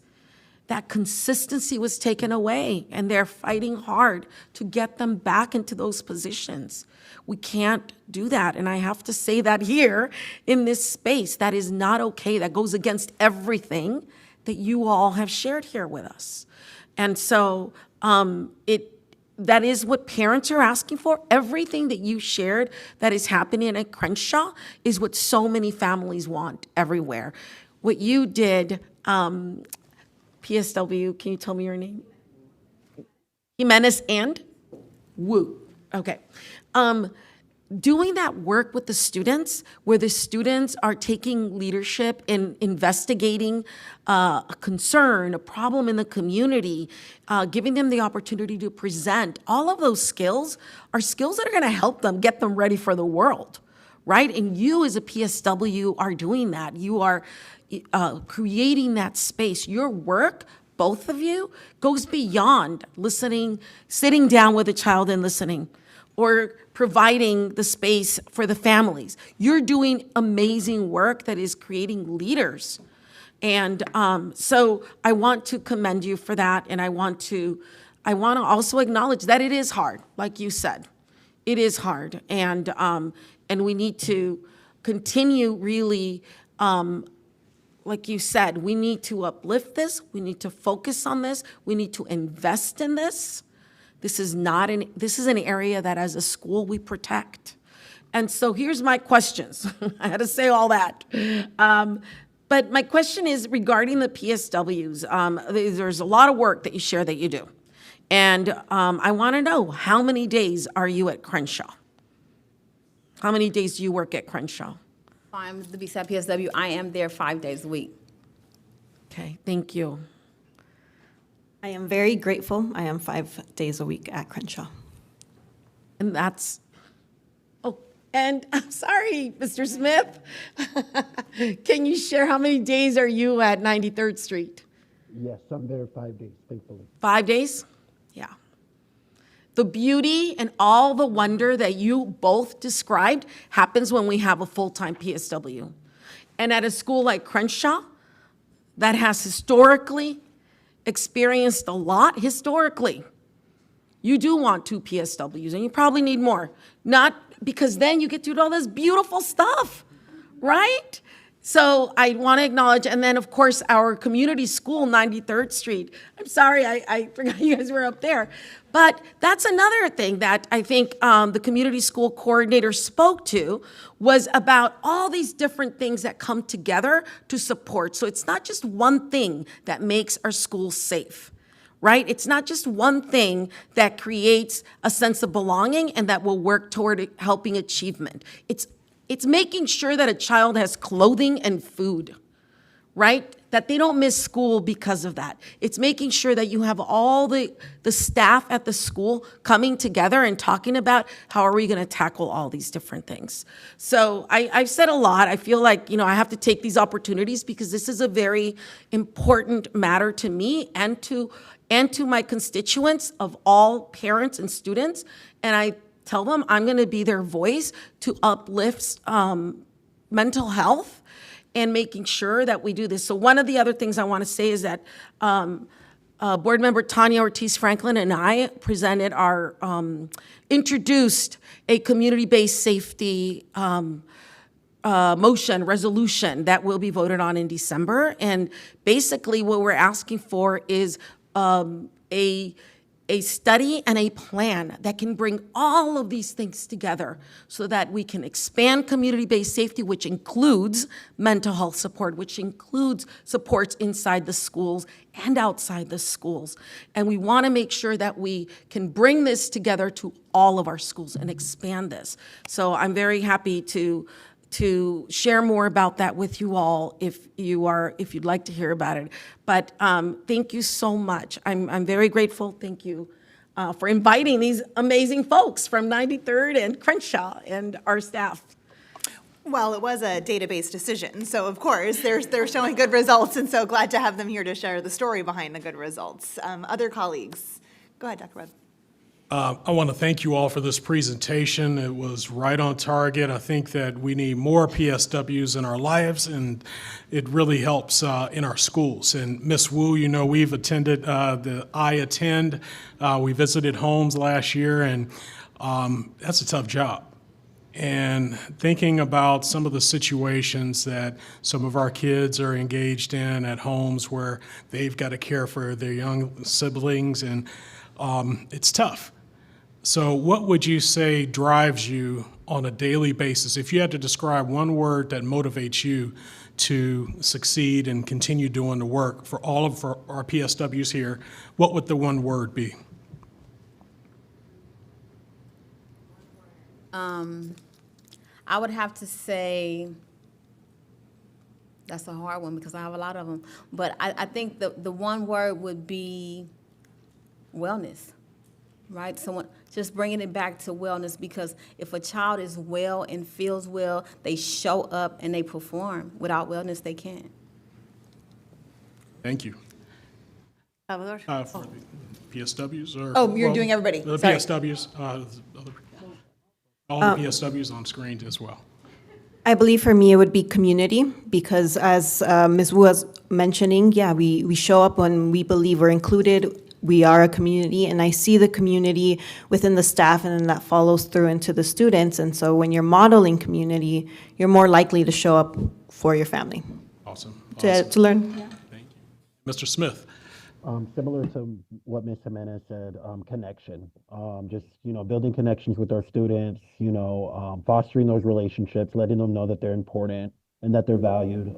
Something that I look forward to every single day. Thank you. Thank you. Mr. Sanabria. Thank you.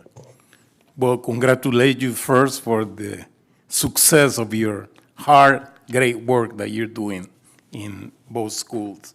But I have a question about the lessons, the good practices of overcoming the taboo of mental health, especially in the Latino community, because I see in both schools, the population of students and parents, Latinos, are in high numbers. So can you share with us a little bit about those good lessons learned, overcoming that taboo of mental health? So I think when I'm able, and speaking to the Latino community, being able to be a person that can connect culturally, can explain my growth, such as my understanding of grieving, for example, of cuando tiene un dolor, or something like that. When there is that common culture, common language, they're more invested, they have more trust. And I think there has been such a generational change where they're more open to that, especially seeing with that transition, that migration pattern, knowing that they've gone through so much trauma, they have been more open to share.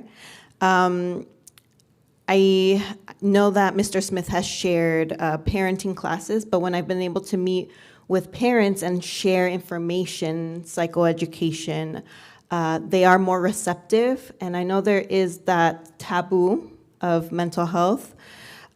I think they're very open to receive that support where that trust is built. And so we don't provide therapy, we provide check-ins. And using that word language, I'm a school-based psychiatric social worker, I can provide the check-ins, and that is basically the introduction and the next step, and just providing that first layer of support, and then gradually introducing therapy, their own therapy, and just being a place of support when they're needing to share just their concerns for themselves, for their student.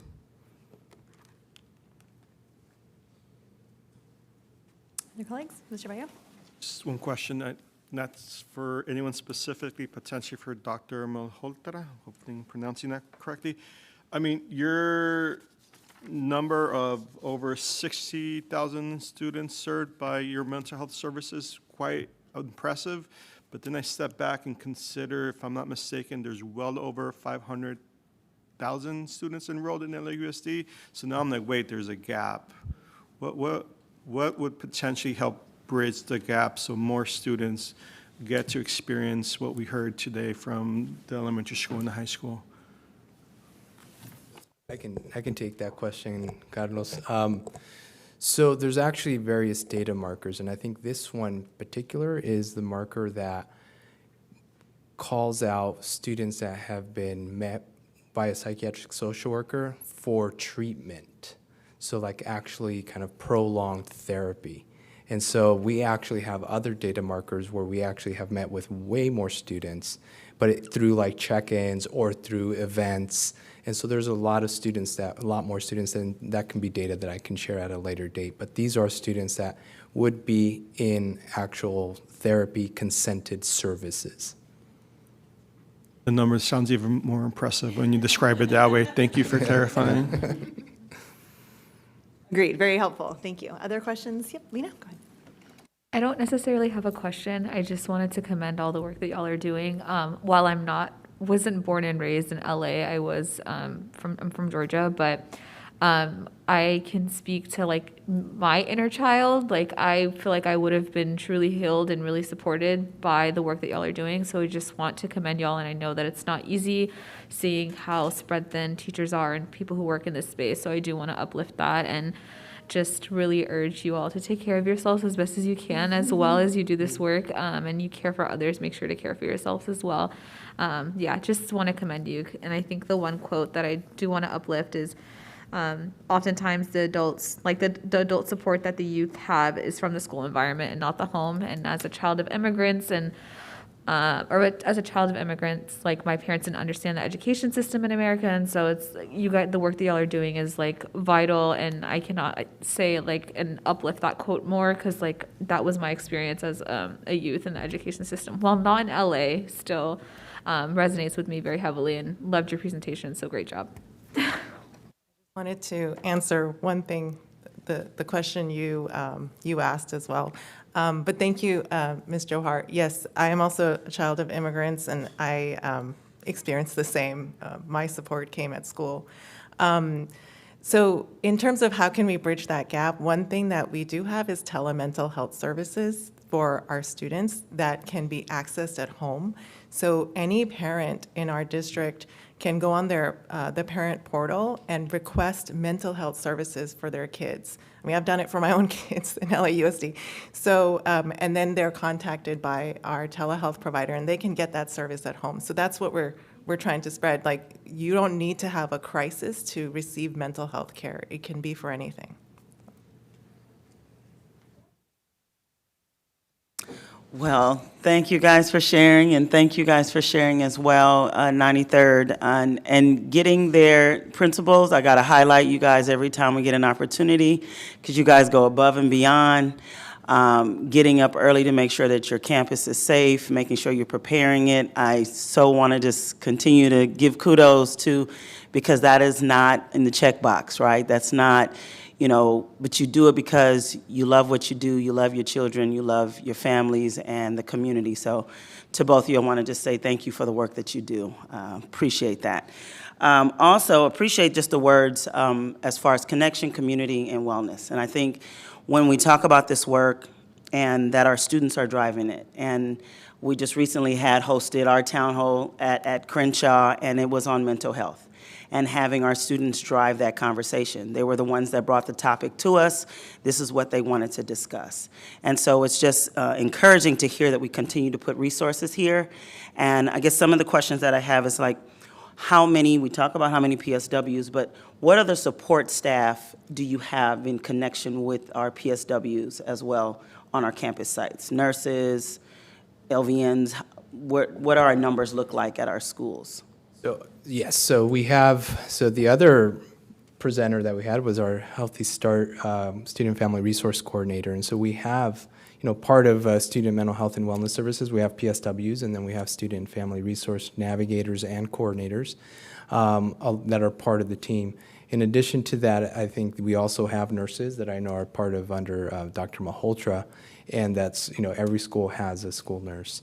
And I know, we used to be under the same umbrella in years past under the former Student Health and Human Services, but Pupil Services and Attendance Counselors are also part of the team. They're not under Medical Services Division, but they're still part of the team and are working closely at many of the sites. In addition to that, there's also student support counselors that sometimes when schools have an identification of kids in homeless or foster care, there's a dedicated FTE attached to that. And then, I think there's others that are beyond kind of the division, but certainly school psychologists and et cetera. And obviously we have Ms. Villeda as a community schools coordinator. So yeah, so I think there's different schools have different supports. And I think, these two models that we shared today, I think it's a great representation when there are team members there and they're working together. And I think that's really important. Appreciate that, and want to say, Ms. Wu, thank you for your dedication in being at Crenshaw. We know stability is important, and Mr. Smith, as they said, we don't want you to go anywhere, and we're definitely wanting to keep stability in schools. We know how important that is. We know that stability for our students are important. And as an immigrant daughter as well, I know it was for me too, right? Coming to a country, you're like, what? I don't know. My parents don't understand anything. And you go off to school and you're like, how do you navigate this system? And so it's always great to have consistency in our schools. So just appreciate the work you do. And wanted to ask about the standardized practices and intervention. They're listed here. Now, are there particular things that are check boxes at school sites for like our parent outreach? We know that is something that is very critical to our schools and our families. What is like the key thing or best practice when you talk about parent outreach? So yes, so every school site PSW completes that action plan. It's a joy and wellness plan. And in there are like predetermined kind of best practices. And it's almost like a menu of services. So I know Mr. Smith talked about Focus for Parents. It could be, something else that can be locally created or generated, right? Like, so the Crenshaw family could have said, well, I want to do this because these are the needs. So we have some predetermined ideas and evidence-based practices that PSWs receive training on. But then it's also, there's autonomy. Like we say, you're there, so you determine what is the best thing to do. And so sometimes there's a little bit of both. Got it. And now, is that for each of the 7 items here? There's kind of like a preset, and they kind of check through a menu? Yeah, there's, for the most part, there are a lot of the consistent kind of practices that we've had over the years and that we just constantly have to retrain and try to introduce. Thank you. And then just want to highlight the narrative. I know when we talk about mental health, Black and brown, it is one thing that is very challenging to change, to know that it is okay. And you talk about telehealth, and I know my child started on Zoom, and it was a time where it was like, how do you introduce this to, a kindergartner, right? And so we had opportunity, and we called it Positive Talks at that time. I appreciate you saying check in, because it is something where you're connecting, right? And having that language at home and educating our parents. I appreciate Smith talking about what you can take home to be able to help our families, be able to bridge that gap between the schools as well as at the house, so that there is constant communication and how to help service our students. So appreciate that. And I just want to say thank you for sharing, Mr. Mudd. Thank you for sharing with all of us. I told him we're going to make some money off of that. We're going to monetize that some kind of way. But just appreciate you, Mr. Mudd. I know you go above and beyond for our students at Crenshaw and making sure that those students feel included and inclusive of, just being a Crenshaw Cougar and when they leave there. And that is one thing I can say as a Dorsey Don, that Crenshaw Cougars do have pride. I can tell you that. Thank you. Go ahead, Ms. Griego. Yes, I do have questions, actually. One, do we have any data on telehealth, the usage of telehealth? Yes, we do. We can get that to you. Okay, thank you. And then, we, Board Member Ortiz Franklin mentioned impending fiscal instability.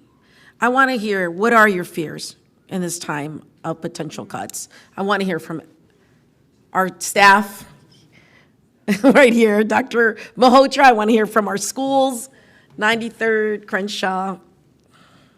Data drives every decision. But with the looming budget cuts, I do have a fear not having both my PSWs with me next year. But I really have to just look at it, and so it really, we have to double down our efforts now, building those systems, building capacity in the event that, their expertise might have to go other places, because this is something that we're faced throughout the whole district. You want your best people at the most important places at that time, but I look forward to, I say I have to build who I have now, who's next in line to kind of build that capacity, the systems that they have, in the event that they might not be there to lead those efforts. But in the ideal world, like you mentioned earlier, that consistency is the piece. So that would be ideas to have my team with me, but I always have to look forward to making those tough decisions. So I capitalize now on their expertise and how do we strengthen those systems at Crenshaw. So if they're not there, the hard work, the love, the sweat and tears, the systems that they built will still remain, and students who are coming in will still benefit still from their work, even if they're not there. And that's really the mark of people who are really invested in the work as a whole. And they all three demonstrate that type of grit, and I'm appreciative of them all the time. Thank you. Would you like to share? Any of the staff? Of course, it's a scary thing for us all, right? But what I feel is that the work at Crenshaw, we have all put in a lot of sweat and tears and hard work to make sure that they have systems in place, right? So where we would want to be there and carry on this legacy and make sure that the mental health and wellness of all our students is taken care of in a way that we see fit for it to be taken care of, we have put systems in place. And I feel comfortable in knowing that if it came to one of us or all of us having to walk away, that there's a system in place for the children to be well. Okay, thank you. When I first showed up, there were a couple of prior school-based PSWs prior to me, and I believe there had been a variety of turnover. And when I first showed up, there were some students that were hesitant to be open with me because they believed that at the end of the school year, I would leave again. So there is that worry for me towards the students that they're putting in all this work to open up, to build, show trust, with a mental health professional, and not being able to have that consistency again at the end of school year.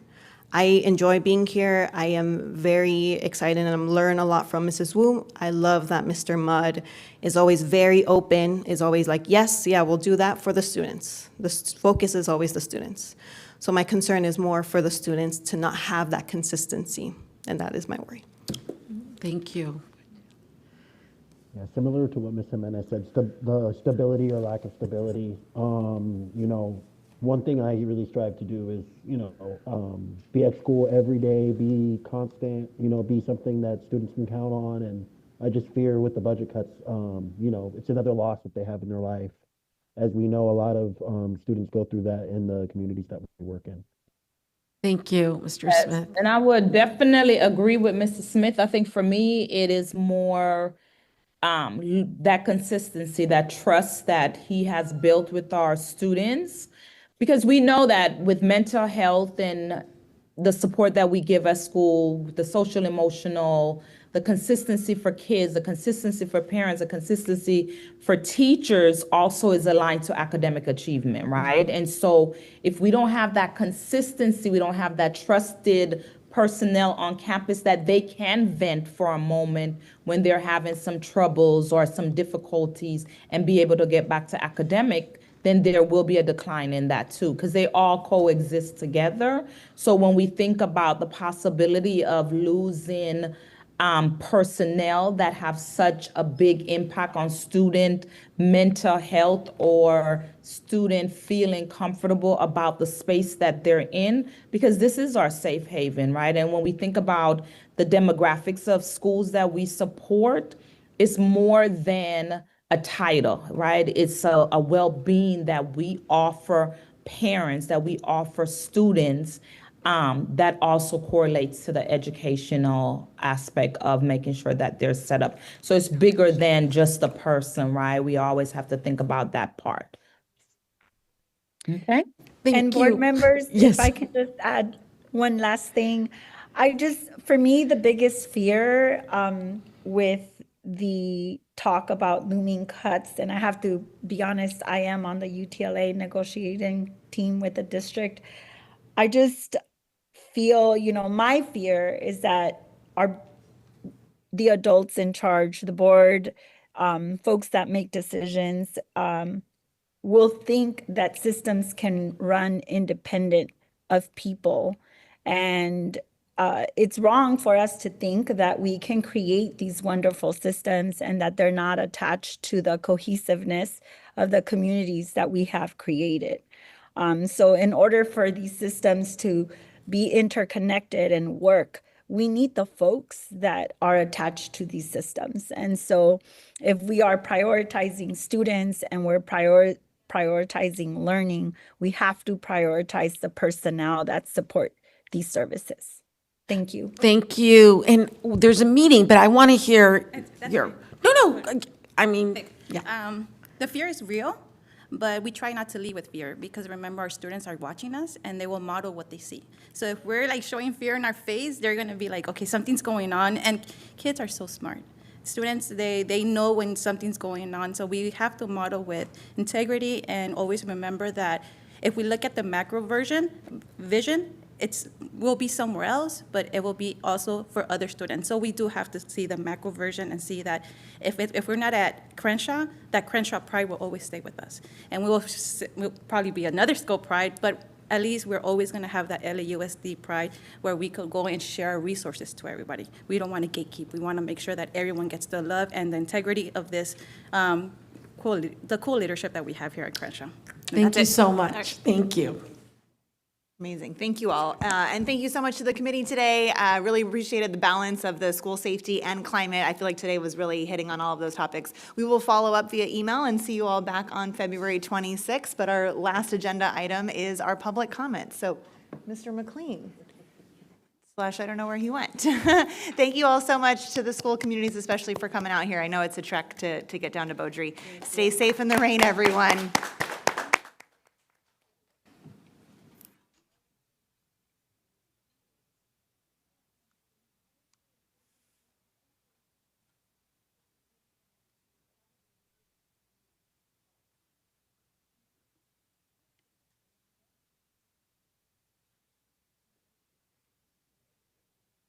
Let's get right into public comment. We'll call on the folks who are here in person first, and we'll then call on those who are remote. So Crystal Spencer, come on up. You'll have 2 minutes to speak once you begin. And then after Crystal Spencer is Latanya Hull, and then Paige Morocco. Crystal wasn't able to come today. Okay, thank you for your time. Latanya Hull? Okay, so while the mic is being set up, let's go to Paige Morocco.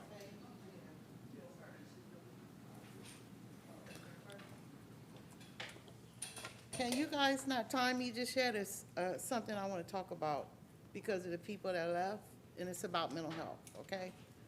You'll have 2 minutes to speak once you begin. Okay. Oh, thank you. Just what we did last time. Okay. Okay.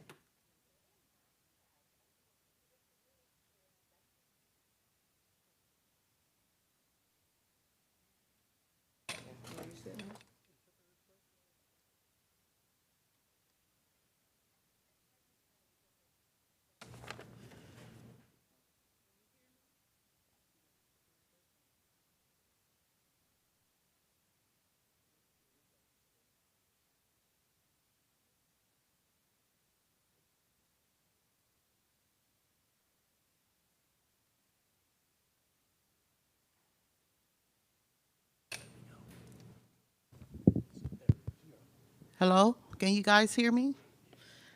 Hi, my name is Latanya Hull. I'm a proud senior corps parent with Cadre, and I've been doing this work for about 10 years. I'm here representing parents from across South LA. I want to address the district failure to fully implement PBIS schools. Would not run without parents. And right now, our children, especially Black children, are being targeted instead of supported. PBIS is supposed to create safety and connection, but that only happens when it's done right, with real restorative justice and with parents having power. People see what our kids are carrying: homelessness, trauma, mental health needs, and we know what real support looks like. Functioning PBIS team, true restorative justice, classroom observation, and therapists on campus. Our kids need care and not punishment. But instead of strengthening support systems, the district is trying to bring police back into schools while taking Black students out of BSAP. You cannot claim to support students while stripping resources from Black children and ignoring PBIS. Let me tell you this. We do not want school police. Police do not make our children safe. They criminalize them. Our kids need restorative justice, not handcuffs. They need mental health support, not surveillance. Every dollar is going to policing is a dollar taken from PBIS. BSAP counseling and real safety. If you can find money for police, then you can fully implement PBIS. You can put Blacks back in BSAP, and you can hire therapists, and you can support families dealing with crisis and trauma. Thank you for your time. Paige Morocco.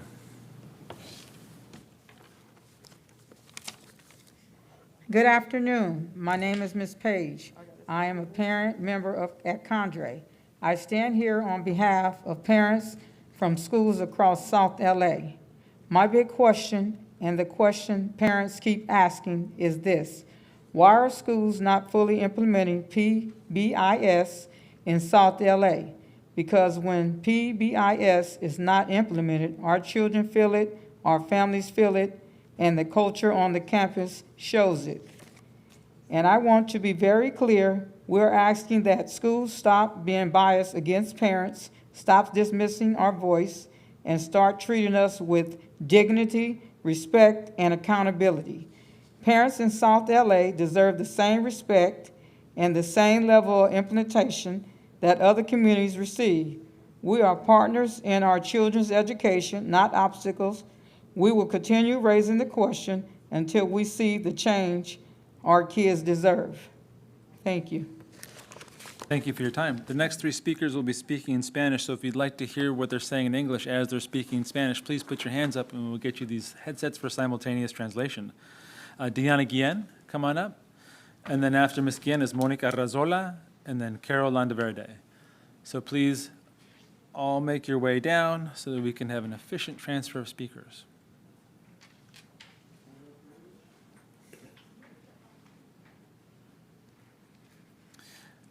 The 2 minutes is yours, Ms. Guillen, once you begin. Thank you.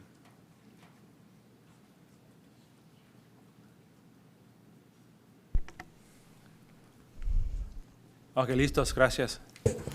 Buenos días, mi nombre es Diana. Hello, my name is Diana Guillen. I represent 5,000 parents who signed so that school police could return to campuses.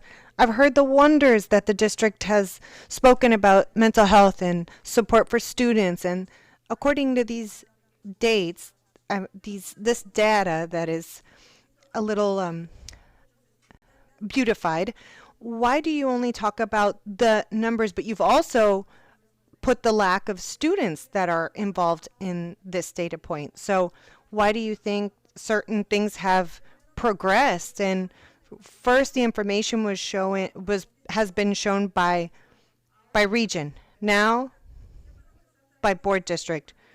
There's always different ways to beautify this information so that people don't understand it. It's a very dirty way to present information.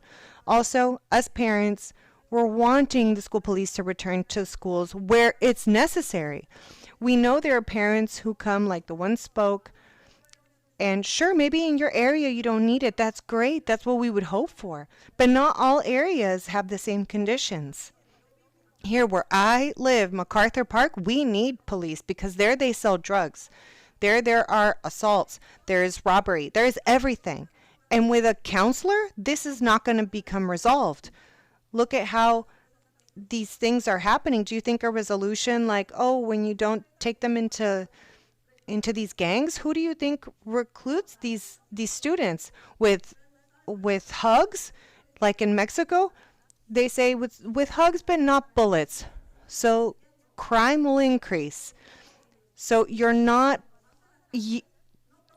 giving orders, but when you're talking about criminalizing, that's ignorance for the public, because no police officer can criminalize a student. And let's stop putting our students in danger. We want school police to return in the area. So much for your time. And please don't impose your laws as if you were people who Thank you so much for your time. All right, Monica Arrazola, come on up. You'll have 2 minutes to speak once you begin, and then after Monica Arrazola is Carol Landaverde. Monica? All right, Carol Landaverde? ¿Español? Sí. Ok, sí, gracias. Pase. ¿Estamos listos? Sí. Gracias por estar aquí. Thank you for being here, all of you. I want to say something very important. I'm not here to waste my time. I am a mother that has been consistent when it comes to leadership, when it comes to my work. I'm not getting paid. It's deplorable to see this educational system that instead of progressing is getting worse. And you are in charge so that this can get better, because God will take notes. And I will say something: how can we set safety as at the end until something happens to your child, to your granddaughter, grandson? Well, then you will understand, like, the poorest and the more need. There's people who don't want, because with corruption or the sale of drug, trafficking arms, moms don't want them to be in jail. Do you understand? We want equity in United States. This is the United States. It should be getting better, not getting worse. Miss Carla Griego, you're there defending a great country in North America. So we please ask, and the rest of the board and the group, think in the most vulnerable, think in the kids that most need things. You know what you had to suffer to get in that position. And you know that we don't know if those kids will ever get to have a position like the one you're holding. Let's defend them with safety. My country, El Salvador, and I'm from here too. And I'm happy to see Bukele, my president, establish order. And it's a tiny country that that Donald Trump asked a council, but here it's not about counselors, it's about administrating the millions of dollars. Thank you for your time. Next speaker is remote, Maria Daisy Ortiz. Maria Daisy Ortiz, I see you're online. Please press *6 to unmute yourself, and you'll have 2 minutes to speak once you begin. Maria Daisy Ortiz, por favor, oprime estrellita 6 para hablar. Maria Daisy Ortiz. Okay. ¿Aló? Aló, se escucha. Aló, buenas tardes. Good afternoon. Buenas tardes. Good afternoon, everybody. My name is Maria Daisy Ortiz. I'm in support of my colleagues who have also spoken before me. And what I want to repeat again is what they've spoken about here is about a beautification of this data of how many kids are leaving from the schools, and you know why. Crimes that are actually current and growing in the schools. And we also want that the people who are with our kids, that they be people that are responsible. So that's why we're asking for alcohol and drug testing for personnel and safe passages every 2 months. Also, you want to manipulate that police is criminalizing and intimidating, but that's a big lie, because we live in a city where there's a lot of different authorities like Highway Patrol, LAPD, National Highway, and all these other different entities. And when they graduate, these kids, they're going to go to school and they're going to be police, and they're going to say they're also going to be intimidated. For the love of God, please be proactive. Bring safety that is quality safety with the people that are competent. Because when something happens in a school, like a shooting or all these things, or drugs and things, police is trained, school police. So stop evading your responsibility. Stop being negligent. We don't want more deaths within the school sites and due to your negligence. Thank you. Have a great afternoon. Time. Maria Luisa Palma, I see you're online. Please press *6 to unmute yourself, and you have 2 minutes to speak once you begin. Maria Luisa Palma.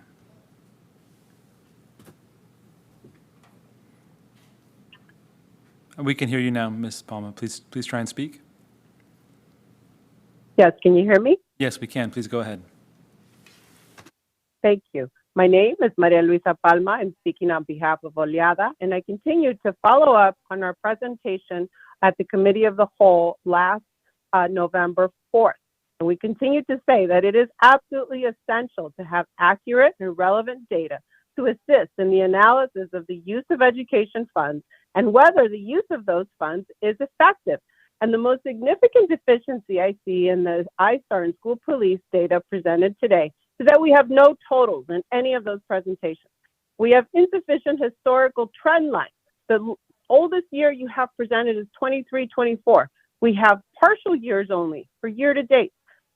So there's no information prior to the pandemic, which would be for 2018 to 2019. How can we conclude the trends when we have these limitations? This is misleading at best.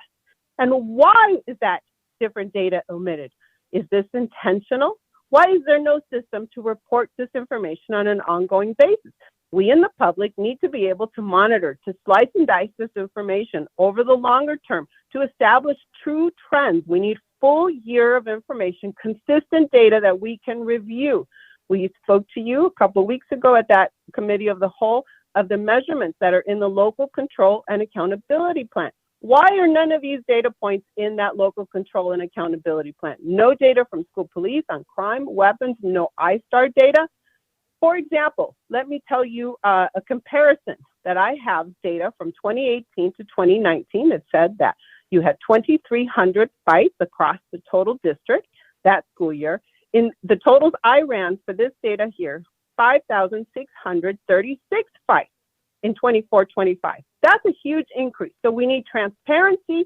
We need to be able to read this information in the open data system before you or any of us can reach conclusions on what to do next. We need clear data. Stop hiding and stop. Thank you so much for your time. Thank you for your time. All right, the next caller is Jovita Angel. Are you in the room? You're listed as being remote. Are you in the room? Please come on up. You'll have 2 minutes to speak once you begin.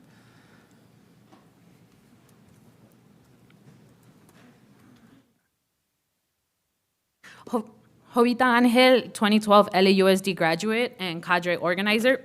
At the previous committee meeting, we were presented with data that stated all schools in the region in the South region had a PBIS/RP team during last spring. I am skeptical of this data reported since multiple parents shared last school year that their school did not, in fact, have this team. And last month, cadre parents engaged their schools about the PBIS/RP team and monthly meetings. Of those schools, I would like to highlight 3. At South Park, parents engaged 3 different staff members, all of which were unaware of both the policy and of these monthly meetings. At Diego Rivera Learning Complex, a parent was told the meetings do happen, but it wasn't until she asked about how they actually involve parents that they invited her to these meetings. She had never heard about this ever before. At Parmelee Avenue, despite parents showing interest throughout the years, multiple years, showing that they want to be included in these meetings, they were told these meetings are closed, that it is for staff only. They are not part of these teams or meetings. So I ask, how are you all ensuring that PBIS implementation is actually happening? Because this self-reporting data ain't cutting it. Because how is it that Dimely has a state silver PBIS recognition? Meanwhile, they heavily rely and call the police on their students. I drive by Dimely, school police, LAPD. How is that showing that positive behavior intervention support / restorative practice is actually happening? Ooh, my tablet, my bad. Okay, so Black and brown youth may no longer be called super predators anymore, but saying that the solution to student conflict is school police instead of the implementation of PBIS is racist and it is anti-Black. The solution to ensuring student safety is not calling the police on children. Also, the words a parent just shared to speak about children as drug sellers, criminals, people, that is complete lie. Latanya and Paige are advocating for PBIS because they are tired of their Black boys being criminalized, not because they are parents of criminals, although that is unfortunately how they are seen because of anti-Blackness and because of racism. Thank you for your time. Okay, the next speaker is Karina Lopez. You're listed as speaking remotely. Are you in the room? I do not have you signed in online. Marcela Garcia, also listed as speaking remotely. I do not see you in the room, nor are you online. That concludes public comment. Thank you all so much. We'll see you in February.